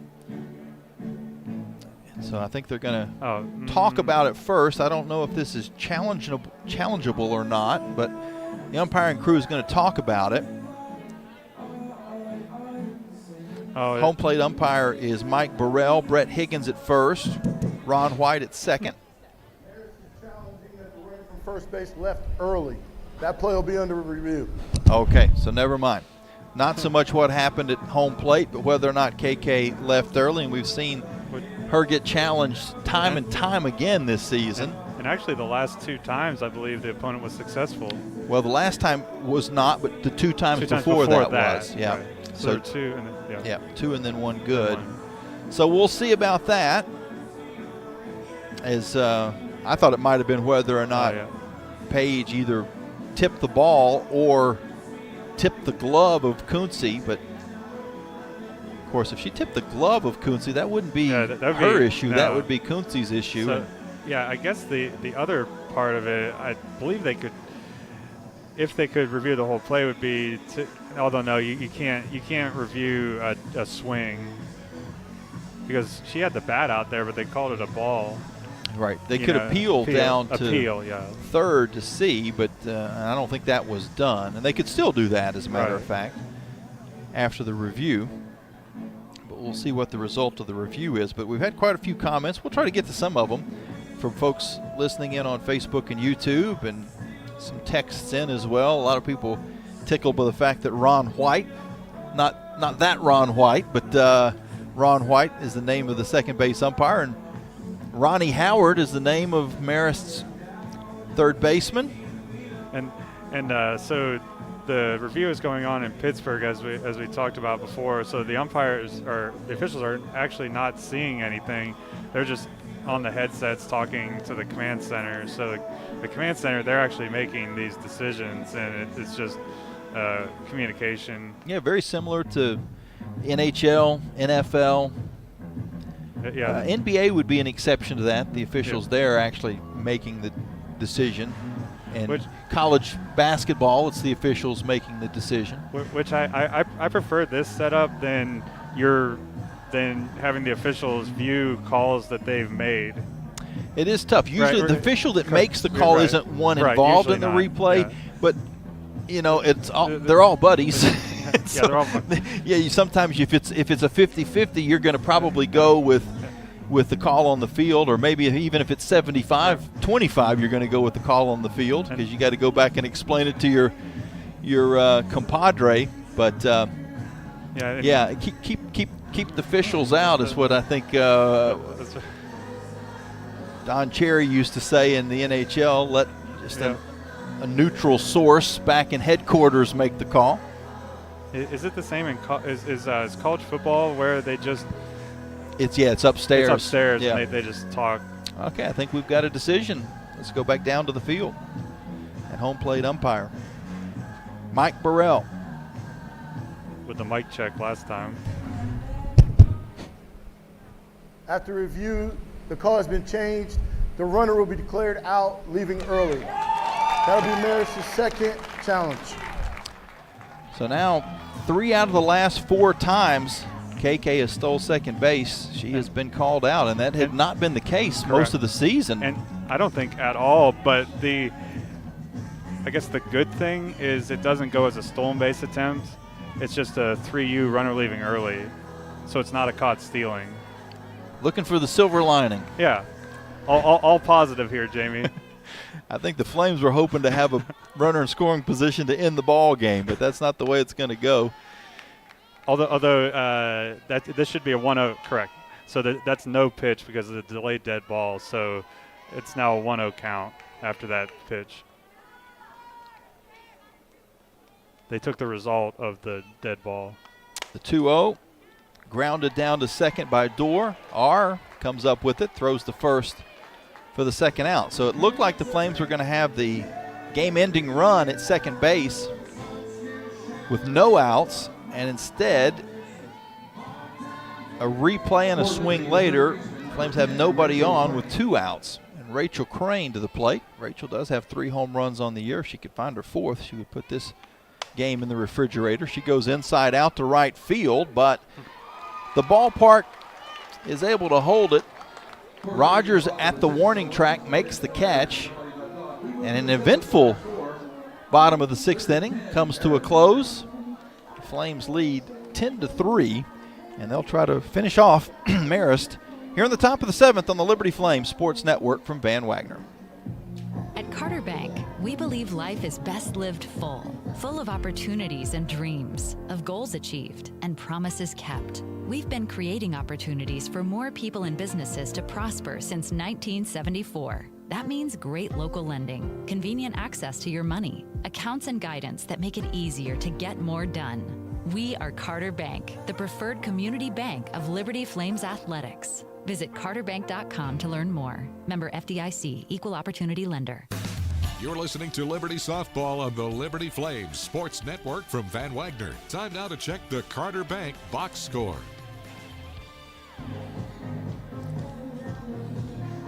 It is 10-3, Liberty with the lead over Marist. Flames with 10 runs on 11 hits, no errors. Marist 3 runs, 7 hits, 2 errors. One of those errors led to 4 Flames runs in the 2nd inning. Flames got the game open there with a 4-0 lead. Marist came back with 3 runs in the 3rd. Liberty added 4 more back on in the 4th, 2 more in the 5th, and that is the current lead, 10-3. Marist down to their final 3 outs. So Alexia Carrasquillo ended that inning in the batter's box. She was going to pinch hit for Savannah Jesse, and now we're going to see Carrasquillo as a defensive replacement for Jesse behind home plate. And that's got to be weather related. Yep. Just give Savannah Jesse a little extra time to recuperate from a hot day behind the plate. Ton of people listening in. We'll probably get to more of these because we're going to have a little time to fill during post-game. Get to a lot of these hellos later on, but I'm just scrolling down the list. Pennsylvania, California, Virginia, Ohio, Georgia, Florida, Roanoke, South Carolina, West Virginia, Maryland, Texas, Myrtle Beach. There's people listening from all over the country to today's broadcast on Facebook and YouTube, as well as the Liberty Flames app. And Alabama. Nice. Lena Escobar still in the circle for the Flames. She's pitched well. Had one little rough patch in the 3rd inning. First pitch to Pusey is taken for a ball. High and tight, ball 2. Escobar in 6 innings pitched has given up 7 hits, 3 earned runs, only 1 walk, and 8 strikeouts. The 2-0, pop foul. Really was 2 bad changeups. That was pretty much the entire issue for Elena back in the 3rd inning. If not for those 2 pitches, she wouldn't have given up anything. 2-1. Missed low, 3 balls and 1 strike. And as I mentioned the first time up, Pusey leads the nation with 78 runs scored. McDonald, the 2-hitter, leads in total bases, and R leads in batting average. Hits this pitch hard out into right center field, and it's gone. That ball never got more than about 20 feet off the ground. She hit it a ton. And a leadoff solo homer has made this a 6-run game in the top of the 7th. Second home run given up by Escobar. And the other one was high in the zone as well. It was a 63-mile-an-hour pitch, though. McDonald steps in. First pitch to her is fouled back to the screen. McDonald had the other home run.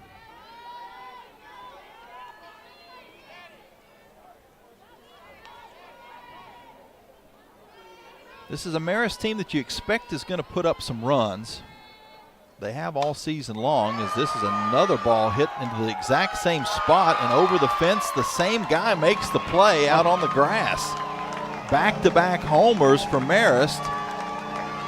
Paige Bachman looks like she might be getting set to come into the ball game in relief. She's made her way from the bullpen towards the door. We'll see if a change is coming. It's now a 10-5 game with no outs in the top of the 7th inning, and that's exactly what's going to happen. Coach Dot Richardson Pinto is going to make a move. We'll take a break and be back with the pitching change after this here on the Liberty Flames Sports Network from Van Wagner. The Conference USA Baseball Championship is coming to Lynchburg. Be there as 8 teams battle for the conference crown in a double elimination tournament, with the winner getting an automatic bid to an NCAA regional, hosted by Liberty University's Worthington Field at Liberty Baseball Stadium, May 21st through the 25th. All session passes are on sale now. See every game for just $98. Youth passes are $35. Single session passes are also available. Get yours now at libertyflames.com/CUSA Baseball. You're listening to Liberty Softball at the NCAA College Station Regional on the Liberty Flames Sports Network from Van Wagner. Paige Bachman is coming in for the Flames. As we have our call to the bullpen brought to you by Haley's Appliance and Outdoor. Bachman on the year, 11-3. 2.67 ERA. This is her 33rd appearance, team leading. 107 1/3 innings pitched, 91 strikeouts, only 37 walks. Opponents hitting .254 against her. The bases are empty. Flames still do have a 5-run lead. And Liberty's in a unique situation where they actually have 3 all-conference pitchers on staff. Escobar was pitcher of the year in Conference USA, and Yoder and Bachman were both second team this year. So that's a deep pitching staff. 5 pitchers have at least 1 shutout this year, which no other staff can say. First hitter to face off against Bachman is Haley R. She fouls it off.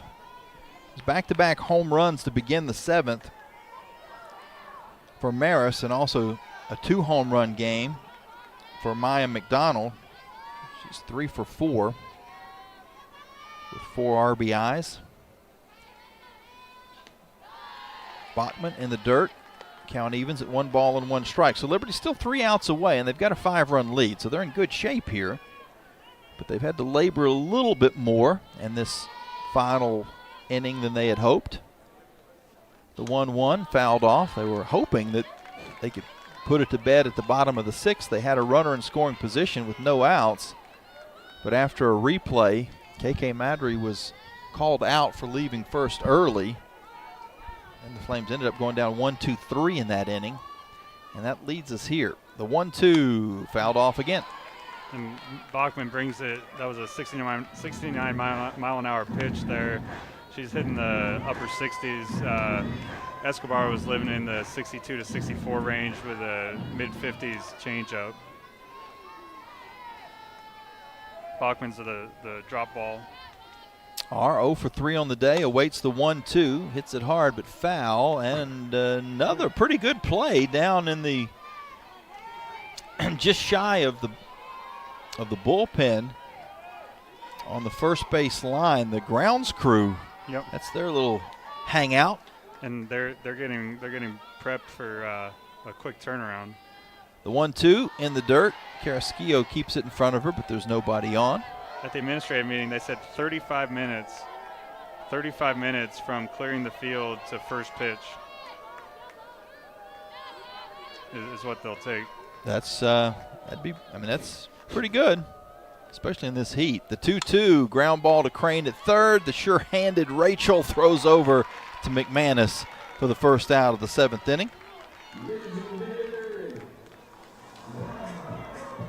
And if you're just tuning in and you're hearing Bryn McManus at first base, Brooke Roberts not available today because of illness. Seen a few Lady Flames have to deal with that the last couple of days. Savannah Jesse being one of those. As this pitch is to Pleasance. A little nubber down to Crane. Much different play. Waits for it on a bounce and throws over for the second out. And that could be another reason, if the weather wasn't enough, that Savannah Jesse got this last inning off, as she was probably still not 100% from battling a little bit of illness herself. Samantha Rogers is the last hope for the Marist Red Foxes. The first pitch to her bounces up. Rogers singled her last time up. She's 1 for 3 on the day. I got an update from the official score. Woodard gets a double and an RBI okay. on that play. They reviewed it. They were able to rewind it. Yep. The 1-0 called strike. 1 ball, 1 strike. So that goes back to the 5th inning. 5th inning, correct, yep. A weird play on the base pass. The 1-1, high and outside. Woodard grounded the ball to second. Savannah Watley was going from first to second, stepped in front of the second baseman to avoid contact. In the play, R lost it. It trickled out into the outfield. Woodard ended up at second, and Watley scored on the play. The 2-1 from Bachman. Swung on and missed. The Flames 1 strike away from advancing in the first game of this regional. Liberty the 2 seed, Marist the 3 seed. St. Francis and Texas A&M, the other 2 teams, they'll play later. The 2-2 just missed. A little low. 3 balls and 2 strikes to Rogers.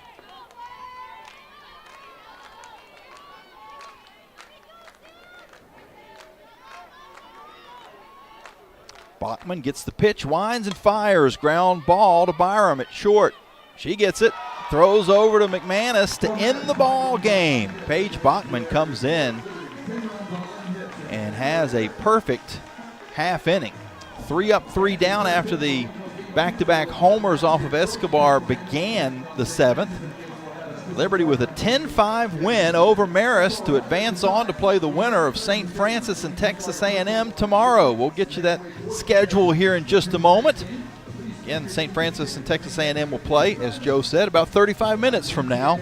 And you can follow along on the ESPN app, ESPN Plus, and the linear networks, who will be showing the entire softball championships. So you'll know exactly who the Flames will battle against tomorrow. We'll take a break. When we come back, we'll have the post-game show. Liberty 10, Marist 5 to open up this College Station Regional.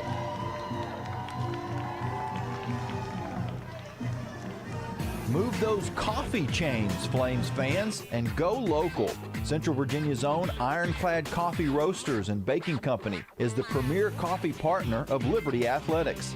Pay them a visit at one of their cafes in the Richmond area or at the Richmond International Airport. They'll also ship their specialty grade coffee straight to your door.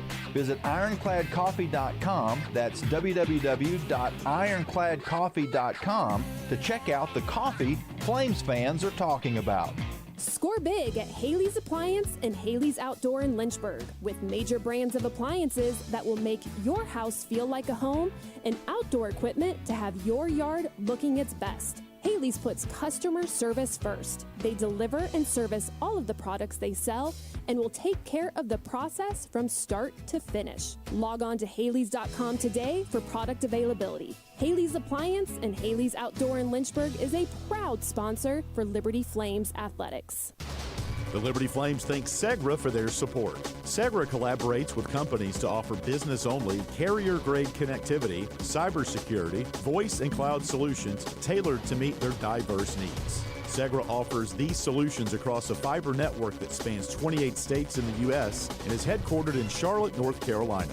They can be reached at Segra.com or 833-GO-SEGRA. Segra, a proud partner of the Liberty Flames Sports Network from Van Wagner.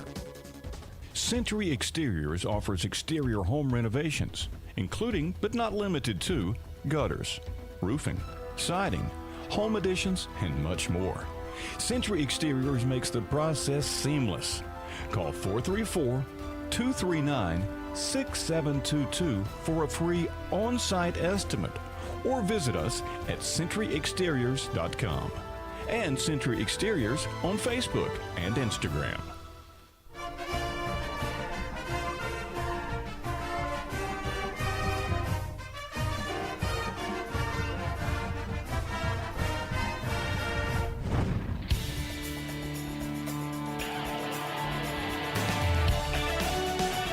You've been listening to Lady Flame Softball from Van Wagner on the Liberty Flames Sports Network. It's time now for the Coca-Cola Postgame Show, brought to you by Coca-Cola Consolidated. Coke, taste the feeling. Coming up, we'll hear from Lady Flames head coach Doc Richardson. We'll bring you today's player of the game, final stats, and post-game analysis, all right here on the Liberty Flames Sports Network from Van Wagner.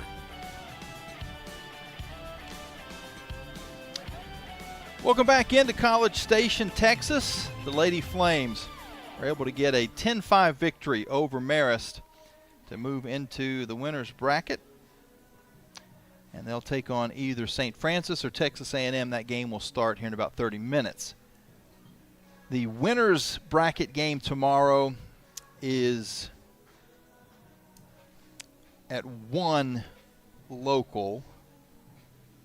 Having to decipher East Coast and West Coast time. So, 1 o'clock local, 2 o'clock on the East Coast. The loser's bracket game tomorrow will be at 4:30 local. No. I'm sorry. 4:30 on the East Coast, 3:30 local. And the final game of the day, which would be the loser of the winner's bracket and the winner of that elimination game, would be played at 7 o'clock East Coast and 6 o'clock local. I may have confused myself, but basically everything starts tomorrow at 1 o'clock local time, 2 o'clock back on the East Coast, and there'll be 3 games in a row, bang, bang, bang. Winner's bracket, loser's bracket, and then the final elimination game. Winner of game number 3 will play winner of game number 5, and the championship round on Sunday, 4 o'clock Eastern, will be the first start time. If there needs to be a second game, it would be played right after that at approximately 6:30 Eastern on Sunday. But the Flames off to a good start. They get the victory by 5. With the win, Elena Escobar now goes to 23-3 on the season. With the loss, Maddie Pleasance is 16-4. Sedlowski came in relief for Marist. Bachman came in and got the final 3 outs for the Flames. Escobar, 6 innings pitched, gave up 5 hits, 5 runs all earned, 8 strikeouts, 1 walk.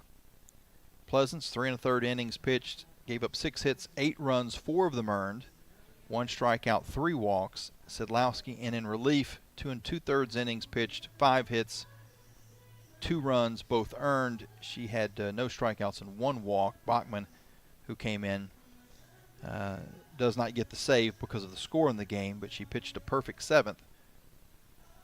3 up, 3 down once she came in after Escobar had given up back-to-back home run solo homers to begin the 7th. As far as Flames hitters are concerned, Bryn McManus finished up 2 for 3, had 3 RBIs. Savannah Woodard was 3 for 4 with a couple of RBIs. Paige Dorr, 1 for 4, 3 RBIs. McManus had the homer. Dorr had a bases clearing 3 RBI double. So the Flames, top and bottom of the lineup, all came through. Savannah Watley, in her return to action, was 2 for 3 and scored 2 runs in the game. Played well in the field. She was replaced in the final couple innings by Jemiah Byram, who had 1 put out, 1 assist.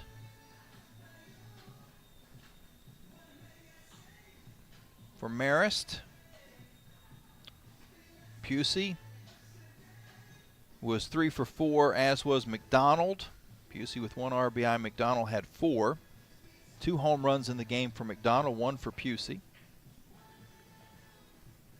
That was all the scoring for Marist in those first 2 hitters, as far as RBIs are concerned.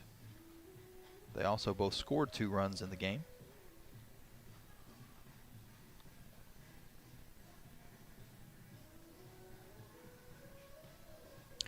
Final line, the Flames, 10 runs, 11 hits, no errors. Marist, 5 runs, 9 hits, and 2 errors. Again, 4 runs unearned after an error in the second inning. But even with those 4 runs off the board, that would not have made the difference. But it would have certainly been a little more contentious down to the end. It would have been a 1-run game instead of a 5-run game in the 7th inning. Would have made us sweat a little bit more here on the broadcast. And there was a lot of sweating going on today. Temperature has gone above 90 degrees. Not as bad as we first thought. We thought today the high was going to be around 97. It's going to be in the low 90s. But it's going to be in the 90s all weekend. And with some Lady Flames that have been battling a little bit of illness and just not having had to play in these conditions this season, somewhat of an adjustment. But Marist is in the same boat. You're talking about teams in Marist that and St. Francis that are not used to playing a lot of games in the heat, especially once they get into conference, playing up in the Northeast. But even Liberty, they play games in Florida quite often. But those are early season games, February and March, where you don't have quite as many, certainly not 90-plus degree days. You might be playing in the 80s some. Of course, the Flames also have games against Louisiana Tech and Sam Houston out in El Paso and Las Cruces, so they can have some in-season April and early May games in tough weather. Last year they played a series at LSU at the beginning of May before their conference tournament. So they've been tested in the conditions in the past, but you do have to kind of maybe change your philosophy a little bit. And we saw that with some substitutions late in the game to get some of the Lady Flames a little bit of rest and get them out of the heat as much as possible. As you know, it's going to be a long weekend. You're in the bracket of the #1 overall seed in Texas A&M, and most likely, unless something crazy happens, you're going to have to beat Texas A&M twice in the weekend. So you want to make sure everybody is playing at their full potential 100%. We'll take a break and continue on with some thank yous and hellos, and we'll also have our Thompson Brooks Insurance Player of the Game. There is a press conference that's going on as well, and so a couple of the players will be heading to the press conference, as well as Coach Dot Richardson Pinto. We're going to have Savannah Watley on the broadcast with us, and then a little bit later on, once Coach has finished up her presser, we'll get her as well. So that's the way the format of things are here at the NCAA Regionals.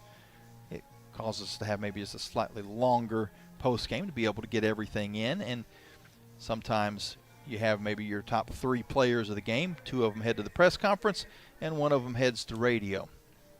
And that's the way it will work. So we'll take another break and be back as we continue on here on the Coca-Cola post-game show. Liberty with a 10-5 win against Marist to open up this NCAA Regional in College Station, Texas.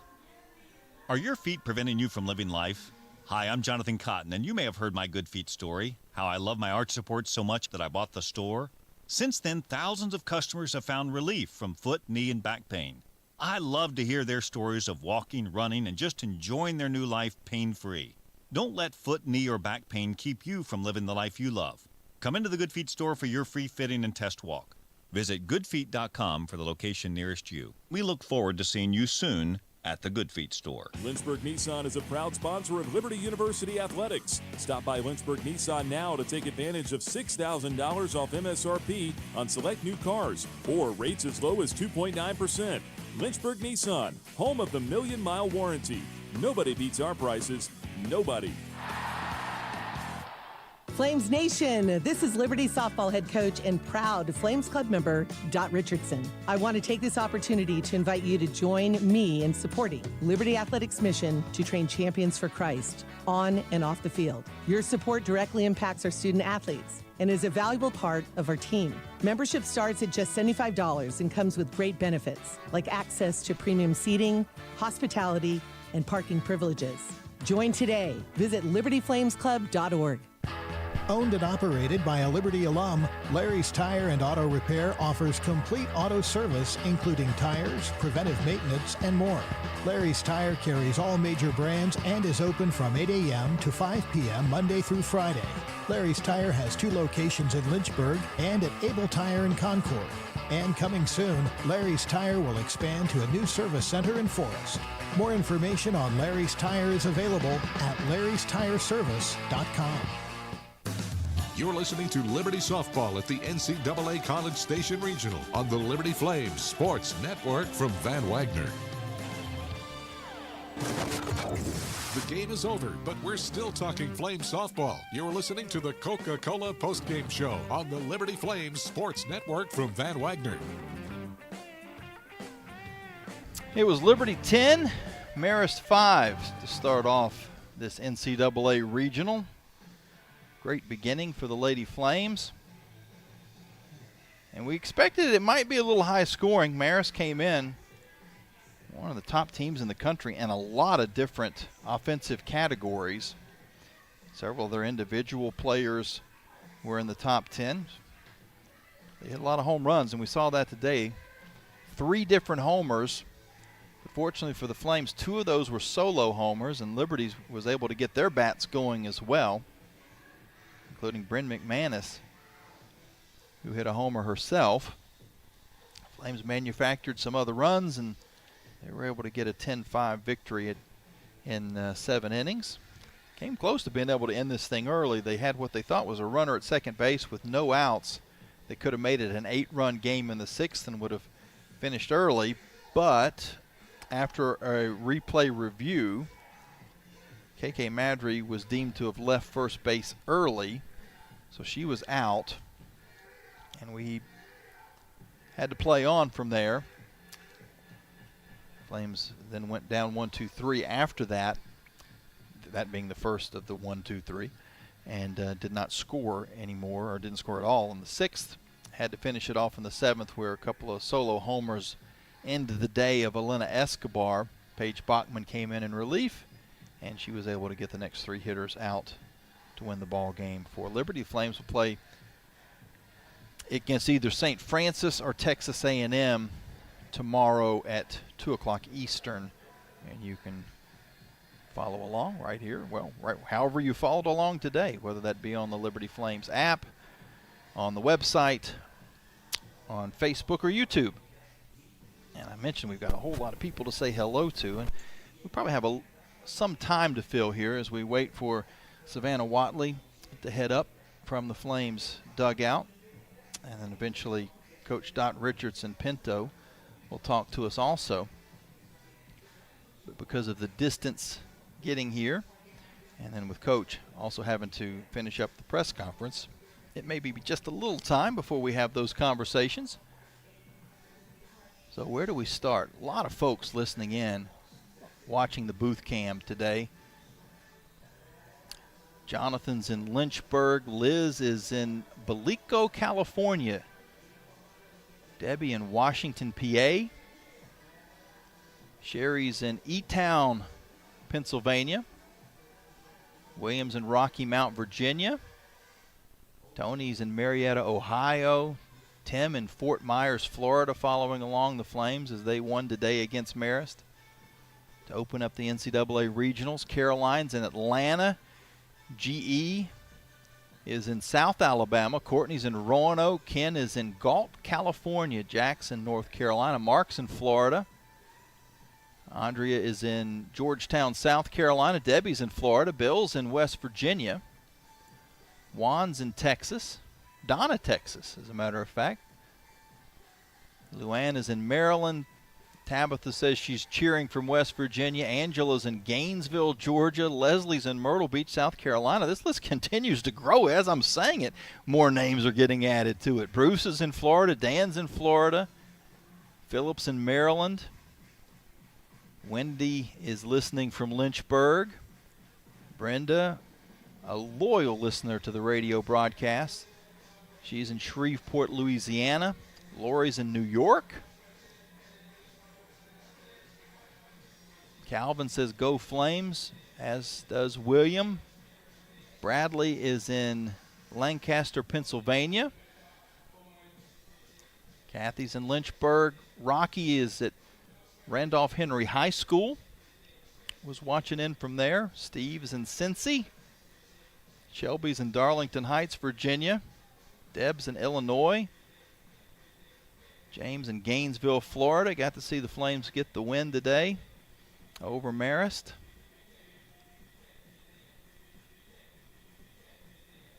Sheo is in Florida. Randy's in West Hills, California. Carrie's in Delaware. Paula's in Hanover, Pennsylvania. This is the longest list I have ever seen. Thanks to all of you for listening. I'm still not done yet. Sherry is excited that she was headed to the Davis Diamond to watch the game, so she was catching us early on. Kathy's in Good. Joey Allen, our old buddy, used to help us out on some of the sports broadcasts over the years. He was watching back in Lynchburg. Hello to Joey. Julia's in Orange Park, Florida. William says, good job, Joe. So one of Joe's buddies watching in. Amy's in Alabama.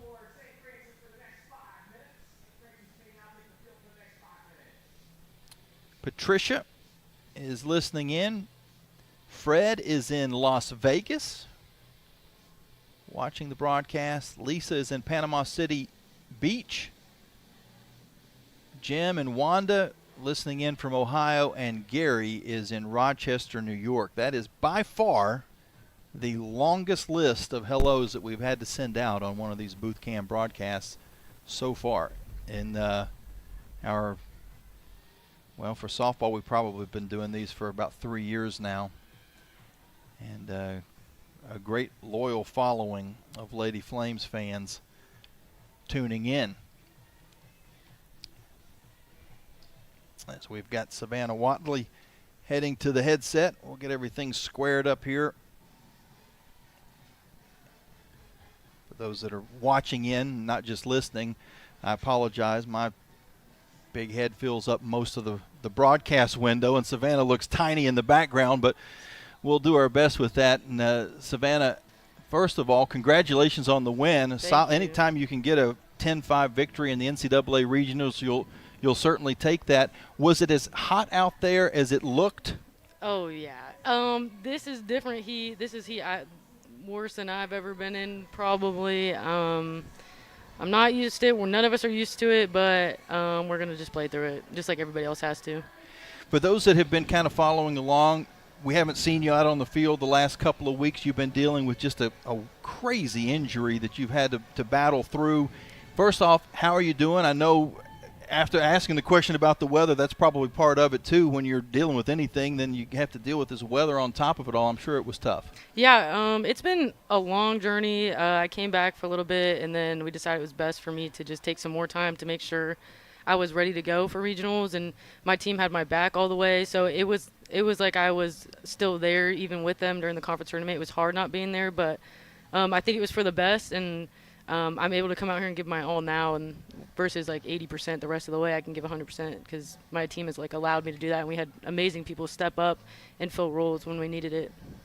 You have to wear a mask now, and I know because we've seen this with basketball players in the past. I know some of your teammates probably tease you a little bit because of having to wear the mask, but does it affect your vision at all? Have you gotten used to it? No, actually, I'm pretty used to it now. I mean, I've accepted the fact that I'm gonna have to wear it no matter what, if I like it or not. I've just found a way to make it fit, and we had some great people like working on the mask for me, and UVA helped us make that mask, which is really, really cool that they did that for us.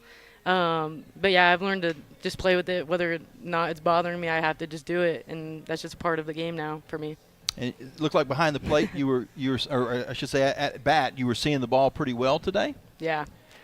Talk us through that, talk us through the triple. Let's go through that play. The triple, funny enough, I was telling myself to sit on changeups because my other teammates were seeing changeups, and I was like, all right, if she's throwing a lot of changeups, that's what I'll hit. And I didn't get one changeup, so I was like, great, I'll just battle through this at bat. But I just kept telling myself, throw my top hand and go left center because they're throwing me all out. And I saw the pitch I wanted, and I hit it that way.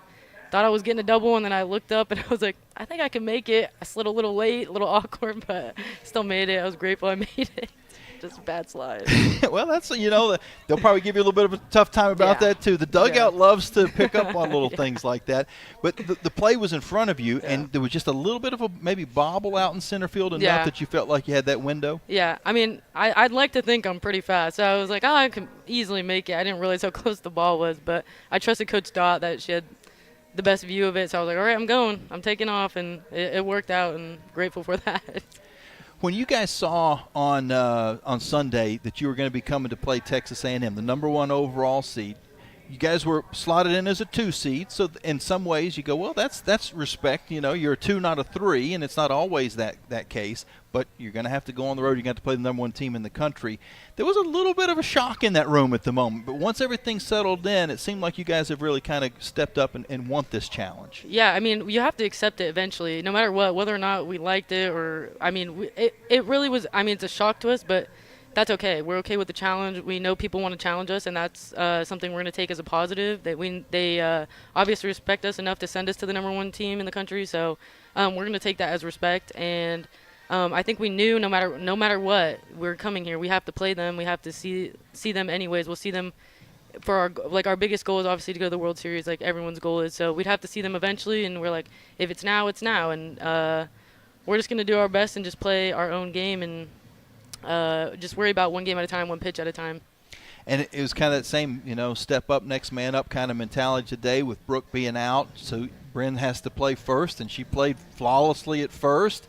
We saw, Jemai, she came in to give you a couple innings off there at the end of the game, and then Paige had to come in, and it wasn't a save, but she was able to finish things off as well. And so it seems like from top to the bottom, everybody in the dugout is ready to do whatever's needed. Yeah, I think we really embrace that next man up mentality. Like, all of them are ready to go, and we practice so hard. We push each other so much, so we know the next person up is ready. They're ready for their opportunity. They're ready for the moment, and it happens every time. They're ready for the moment because they prepared so well, and our coaches have done a great job preparing us.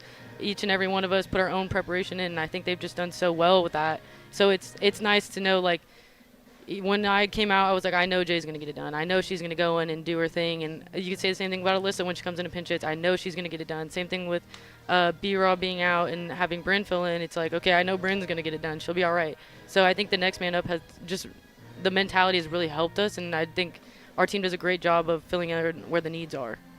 Last thing for you, when we first got here to College Station, Joe Carmany is my roommate, and so I was like, have you heard if Watley's going to be coming? Is she going to, is she on the trip? And because we flew separately from you guys, so we weren't sure. He's like, well, I've got good news and bad news. And when he said that kind of scared me a little bit. He's like, the good news is she's here. The bad news is she just lost her card game down in the team room. My what? Your card game. I don't know. Were you guys playing some rummy or something? I don't even know what game it was. We were playing. I was like, I've never played. I didn't even lose. I didn't take last. So I was like, I'm okay with that. I Woodard took last. She was in the negative. So I was like, I'm in the positives. I'll be all right. But yeah, I hate losing, and I was just so upset. I won at Spoons. When we played Spoons, I was winning. We're good. Yeah, just. I don't think I've ever played Spoons. What? You got to come down. You got to play with us today. We'll probably play today. What? Just give me a 20-second. Like, how do you play? You have 4 cards, and you're trying to get the same number, all kings, all queens, and you just keep passing cards. You pick them up, pass them. You only can keep 4 cards, and as soon as you get 4, you have to grab a spoon on the table. There's always one less than who's sitting at the amount sitting at the table. So I gotcha. Okay. That one, quick reflexes helps. It's a fast-speed game. Yeah. It's there's a game called Slapjack. Have you ever played that one? I'm really competitive with that game. Okay. Absolutely. Okay, yes. So it's kind of got that same kind of intensity to it. Yeah. All right. Well, I'm not sure if I'm ready for this today. But this may be a Saturday thing. Maybe by tomorrow I'll feel up to it. But okay, well, this is a fun team behind the scenes. You guys Yeah. kind of keep each other loose. And Oh, yeah. You have to give Joe a hard time about calling you out on Yeah. losing the Thanks, game. Joe. But thank you, Joe. Thank you for that one. Thanks for telling everybody. Good job. But you guys don't take things too seriously. Wins, losses, it doesn't matter. It's kind of everybody's on an even kill. Yep, absolutely. We just take losses as a lesson and we move on, and that's it. And then we take wins also as a lesson. Take what we can. We love to win. Obviously, I love to win. The team loves to win. Who doesn't love to win? I mean, but we take what we can from it and just roll to the next game, roll into the next series, wherever we have in front of us. And your experience, and I apologize, I'm keeping you too No, you're long all here, good. but your experience at Oregon State and having, when they were talking about travel and stuff, it's like, well, when we went to the World Series, that's kind of that's like a little nice little humble brag there. But like when we went to the World Series, we chartered, Yeah. But this experience kind of comes out to help. And for some of the younger players that maybe haven't been in this environment or gotten to the next level, maybe they've been to regionals, but they haven't been able to get to the next level. There's some things that you can kind of relay on to them. Yeah, I mean, I think I was really blessed to go that year. I think we had a great team, and coming here, they're always competing. Like, they're always in the best games. Like, obviously, look at the regional we got put in. They respect this program. And I think me being able to, help my team, I'm still learning along the way. I was like, it's been a while. I'm right there with you. But I think the experience does help because, I know what it takes, and our team knows what it takes because I've been like, look, this is what it takes to get here. And, they're all really receptive to it, and they respect the fact that I've been there. But I'm also, in a mindset, I'm like, okay, that happened. I want to go with this team. This is the team I want to be with, and this is the team I want to go to Supers with. This is the team I want to go to the World Series with. And it's, just a whole different experience with a whole different team. But, I mean, is it cool? Yeah, being like, yeah, I'm going to the World Series. Yeah, but I'm just more focused on this year, being like, this is the year. This is our time right now, and it's this team that's going to do it. Well, congratulations on the great win today. And, it would have been easy after you got hurt, and especially you came back and then had to go back out again to just say, okay, Yeah. this wasn't my year. Let's try again next year and just step away. But you're fighting through it, battling through it. Yeah, absolutely. Mask or no mask, congratulations on a great day today and just, the fight that you and your team has. Thank you so much. Yeah. Go Flames, as Coach would say. As Coach would say, go absolutely. Flames and go God. Savannah Watley, our Thompson Brooks Insurance Player of the Game.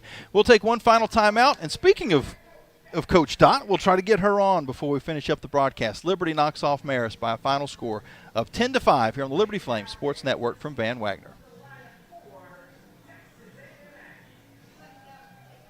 Are your feet preventing you from living life? Hi, I'm Jonathan Cotton, and you may have heard my good feet story, how I love my arch support so much that I bought the store. Since then, thousands of customers have found relief from foot, knee, and back pain. I love to hear their stories of walking, running, and just enjoying their new life pain-free. Don't let foot, knee, or back pain keep you from living the life you love. Come into the Good Feet store for your free fitting and test walk. Visit goodfeet.com for the location nearest you. We look forward to seeing you soon at the Good Feet store. Lynchburg Nissan is a proud sponsor of Liberty University Athletics. Stop by Lynchburg Nissan now to take advantage of $6,000 off MSRP on select new cars or rates as low as 2.9%. Lynchburg Nissan, home of the million-mile warranty. Nobody beats our prices. Nobody.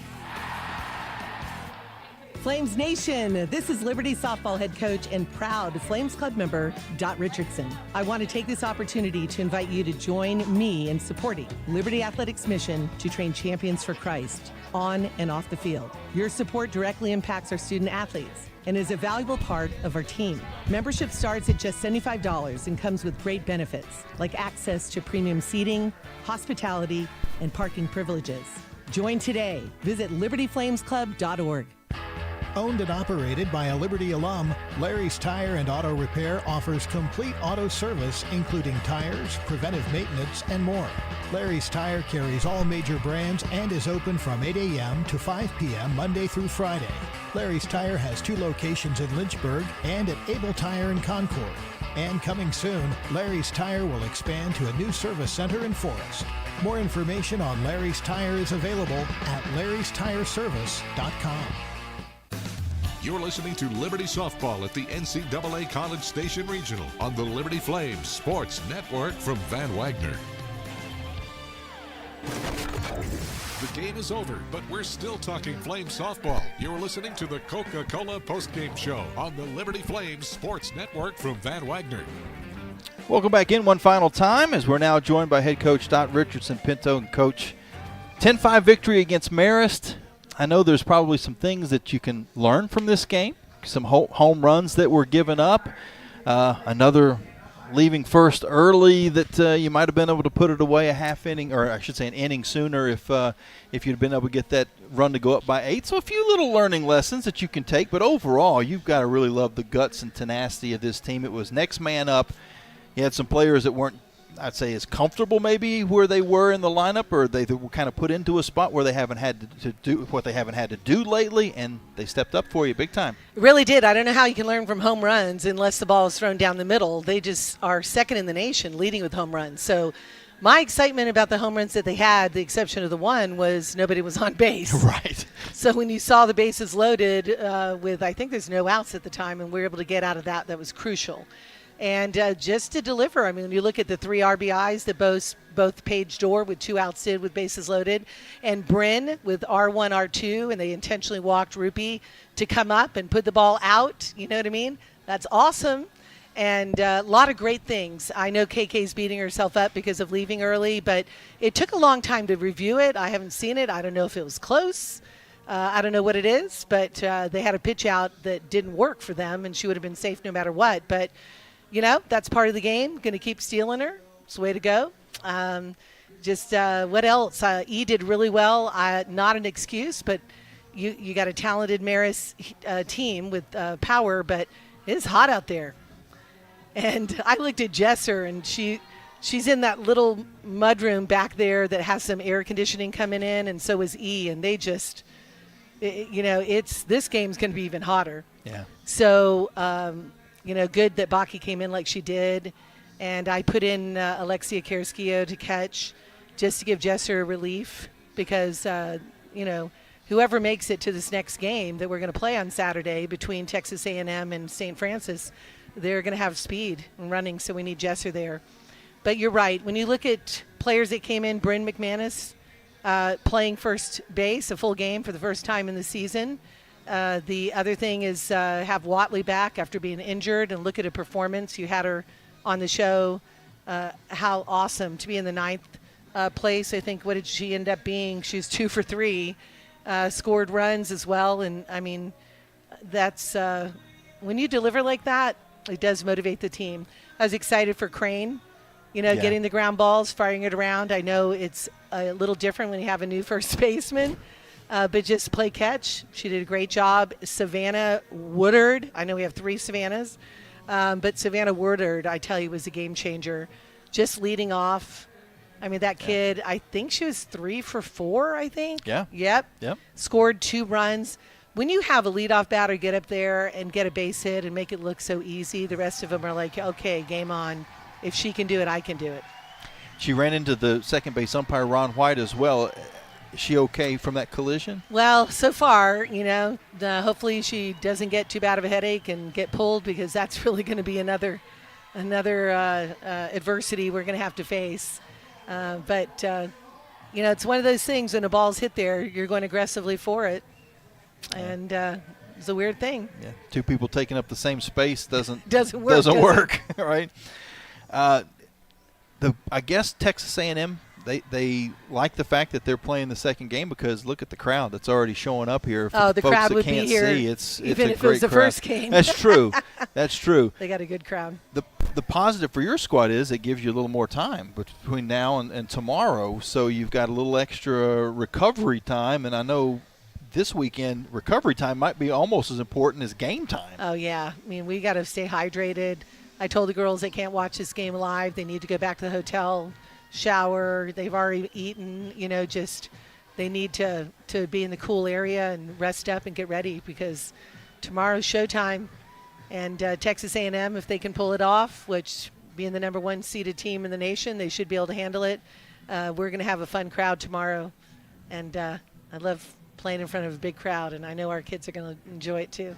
And you don't have to go that far back when you're talking about motivation for this team. Go, well, the number 2 team in the country, Liberty knocked them out a couple seasons ago, and that was a special place in your heart out at UCLA as well. Yeah, going back to UCLA, my alma mater, it was kind of fun to be able to take them out. But we did the same thing as we've talked about with Tennessee and Georgia. We were right there to do it, and took down Georgia and the Duke at least one game. But we have to finish, and that's what we want to do. This is a special group. If any group can do it, this could be the group.